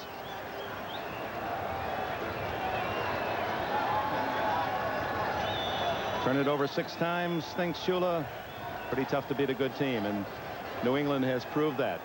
At 6 rings a bell. That's exactly the number of turnovers committed by the Raiders last week. And I'll say what I said then. Forced errors. They're not unforced errors.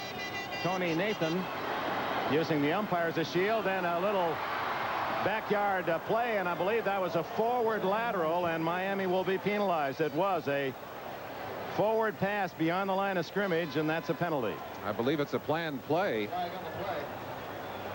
Illegal forward pass, a 5-yard penalty. It'll still be enough for a first down after the measurement. Marked off from the spot of the foul.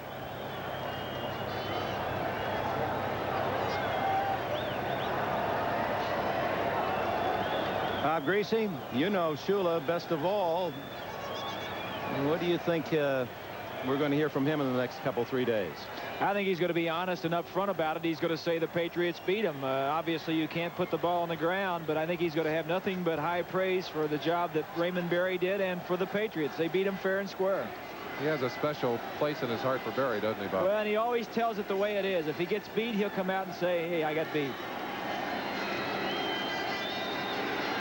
Marino had to throw it away because Garen Veras, that talented rookie defensive end, was on top of him. Bob, a question for you. Miami's given up over 500 yards rushing in 2 weeks. Is Shula going to have to rebuild this defense? Boy, that's the same thing he said last year after he lost the Super Bowl. He said we weren't happy with our run defense. We're going to have to do it. But it's easier said than done. You go to the draft, and how do you get good players? He lost Baumauer coming into this year, and that was a big loss. But Larry Gordon, too. Larry Gordon and some other defensive players. So they still have the problem. They still can't stop the run, and it's still a problem that he needs to address in the offseason. Triple right formation for Miami on 2nd and 10 from their 30. Trailing 31-14. Marino forcing it low and away again. Claiborne wearing his jersey right on Mark Duper. The executive producer of NBC Sports is Michael Weissman. The coordinating producer of NBC's football coverage and the director of today's game is Ted Nathanson. Today's game was produced by Larry Cirillo. Technical director Lenny Stucker. George Finkel, our ISO unit producer. John Gonzalez working as the director on that unit. ISO unit technical director Steve Semino. NFL 85 produced by John J. Filippelli. NFL 85 directed by Bucky Gunz. And their technical director in New York, Salvatore Nagita. I want to thank all of our help in the booth and Bob Greasy for joining us. Looking forward to our next step, the final championship Super Bowl in New Orleans 2 weeks from today. Andre Tippett pressuring, and it goes incomplete to Carter. The Lamar Hunt Championship trophy for the American Football Conference title. That will go in, well, if you'd have said back in the middle of the season, New England Patriots would be the American football champions, especially after a 2-3 start, you might have to run for cover. They would want to put a straitjacket on you. But Berry has brought this team together and made them believe, and they have certainly played to their talent. This is the last gasp, 4th and 10. To Duper, knocked away by Marion. It's New England's ball.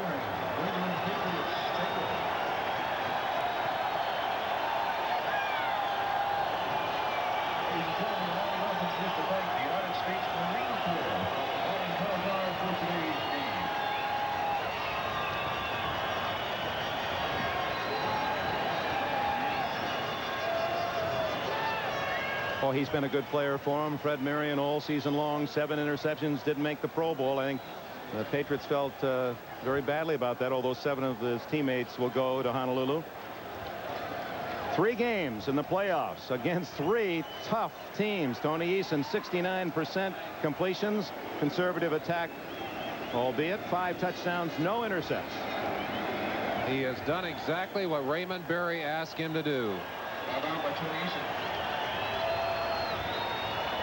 One has to wonder at how they will match up against the Chicago Bears. That's the New England locker room. You saw for a moment Chuck Sullivan, the general manager. They call him John L. Sullivan in Boston. Raymond Berry with 45 seconds left. And there was the smile we asked for. I wonder if he's ever been carried off the field. I bet there were times Unitas wanted to. I'll bet there were too. Raymond Berry, the man in that maybe most famous of all NFL games, that sudden death championship game. He caught 12 passes. You can sense even then the embarrassment. Almost embarrassed by that success, but loving every minute of it. 15 seconds left. Shula, who coached Berry his final 5 years as a Baltimore Colt, searching out his opposing coach today. Tremendous admiration these two men have for one another. One man will be in the Hall of Fame, Shula. That man's there as a player. You see him looking for Coach Shula. There it was, the handshake between the two of them.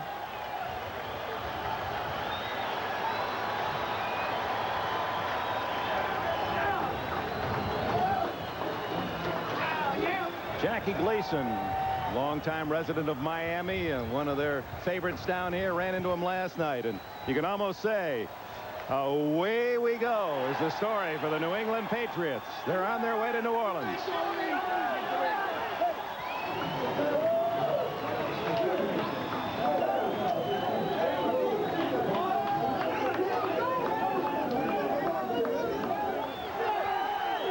Dick, we said at the beginning of the broadcast, it was like a winner-take-all poker game.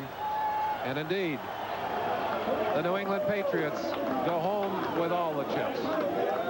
They played their cards well.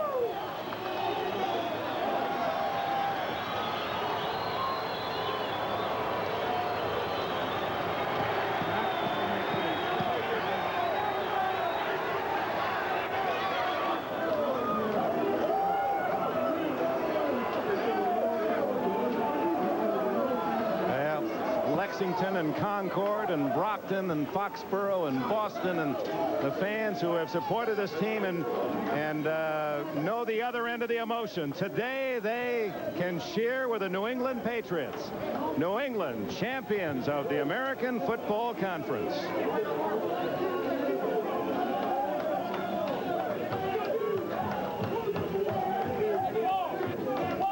Day, January 26th, from the Superdome in New Orleans on NBC. It begins with our pregame show at 3 Eastern Time. Super Bowl 20, an American celebration, the kickoff between the Patriots and the Bears shortly after 5 o'clock with Dick Enberg and Merlin Olsen. 31-14. New England ending all kinds of streaks. They go to the Super Bowl as a wild card team. Only one wild card team has ever won it. That was the Raiders a few years back. They also accomplished it in New Orleans. They end the long winning streak of the Dolphins at 8, and they snap the jinx that had gone back to 1966. They lost 18 in a row at the Orange Bowl. Not today. They dominated, taking the ball away from the Dolphins 6 times. Earlier today at Soldier Field in Chicago, the Bears fulfilled their destiny. They are in the Super Bowl, 24-0 over the Rams. It's the 4th shutout of the year for the Bears, and remarkably, in 18 games, they have held the opposition to 10 points or less 13 times. Let's go for championship trophy by Lamar Hunt. Lamar? Ahmed, thanks. In 1960, the Patriots joined 7 other renegades to form the American Football League.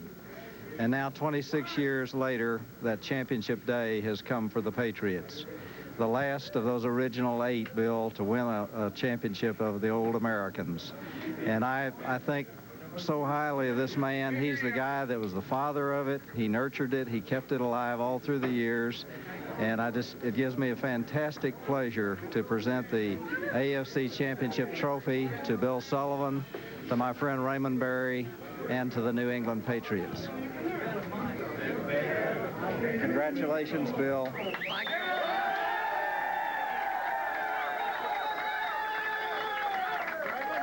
Congratulations, Mr. Sullivan. It had to be just a gratifying year for you this year. Ahmad, I must say this, that if there's a happier man in the world than I don't know who he is. And I must thank God for all of his blessings, but particularly for bringing Raymond Berry, the loyalty of our fans, the loyalty of our family. 27 years old, Lamar Hunt founded the American Football League, and 27 years ago, he said, if you will have a $25,000 check on deposit at the Mercantile Trust Bank in Dallas by the close of business Tuesday, you own the 8th franchise. I had $8,300 to my name. I wasn't a football player, and I borrowed the rest, and we got the money there. And Lamar, it's very appropriate that you should present this, because if anyone represents the success of the league, it's a guy named Lamar Hunt. All right, congratulations. Raymond, it just seems to me that it doesn't matter where you guys play. You've been on the road 3 weeks, and you just keep turning it up. It's hard to believe this is all happening. We thought we could do it, but when it happens, it's still hard to believe. We have so much to be thankful for, and for Mr. Sullivan and Pat and Dick Steinberg, who get all these players here, and our coaching staff, and our football team, and our fans. It's hard to believe it's happening, but yeah, you've come a long way. About a year and a half ago, this team was in disarray. You came in, everything settled down. A lot of confidence on this team now. Yeah, they have played up to their capabilities, and I felt like I told them yesterday, all I was concerned about was playing like they can play, and I thought things would be all right. I think they played pretty good. If they keep doing that, you'll have a Super Bowl trophy. All right, let's go upstairs to Dick, Merlin, and Bob. Congratulations to Ray Berry. That's the kind of offense you used to run. 12 passes per season, 1, 2, and 4-yard touchdown passes.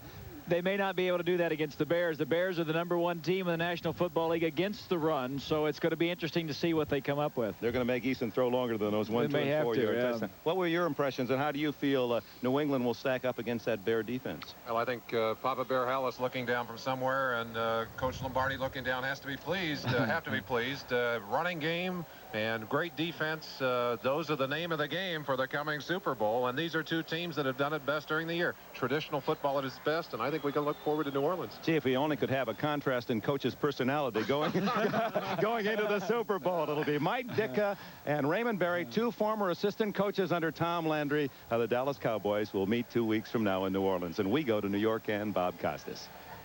All right, Dick, thanks very much, and we'll see you all in New Orleans. Quickly, Axe, the early line, Bears and Patriots. Bears will be favored between 9 and 10 points. They will be because you think that's what the line is likely to be out of Vegas, or because you think that's about right yourself? That's what the line will be out of Vegas, and that's about right. Now, thankfully, we have 2 weeks to work on this, though, and figure out which side's going to be the right side. All right, Pete, we'll see you on Bourbon Street. For Pete Axthelm, for Larry King, for Ahmad Rashad, who was in the locker room today at the Orange Bowl in Miami, and, of course, for Dick Enberg and Merlin Olsen, we thank all of you for being with us today on NFL 85, our coverage of the AFC Championship game.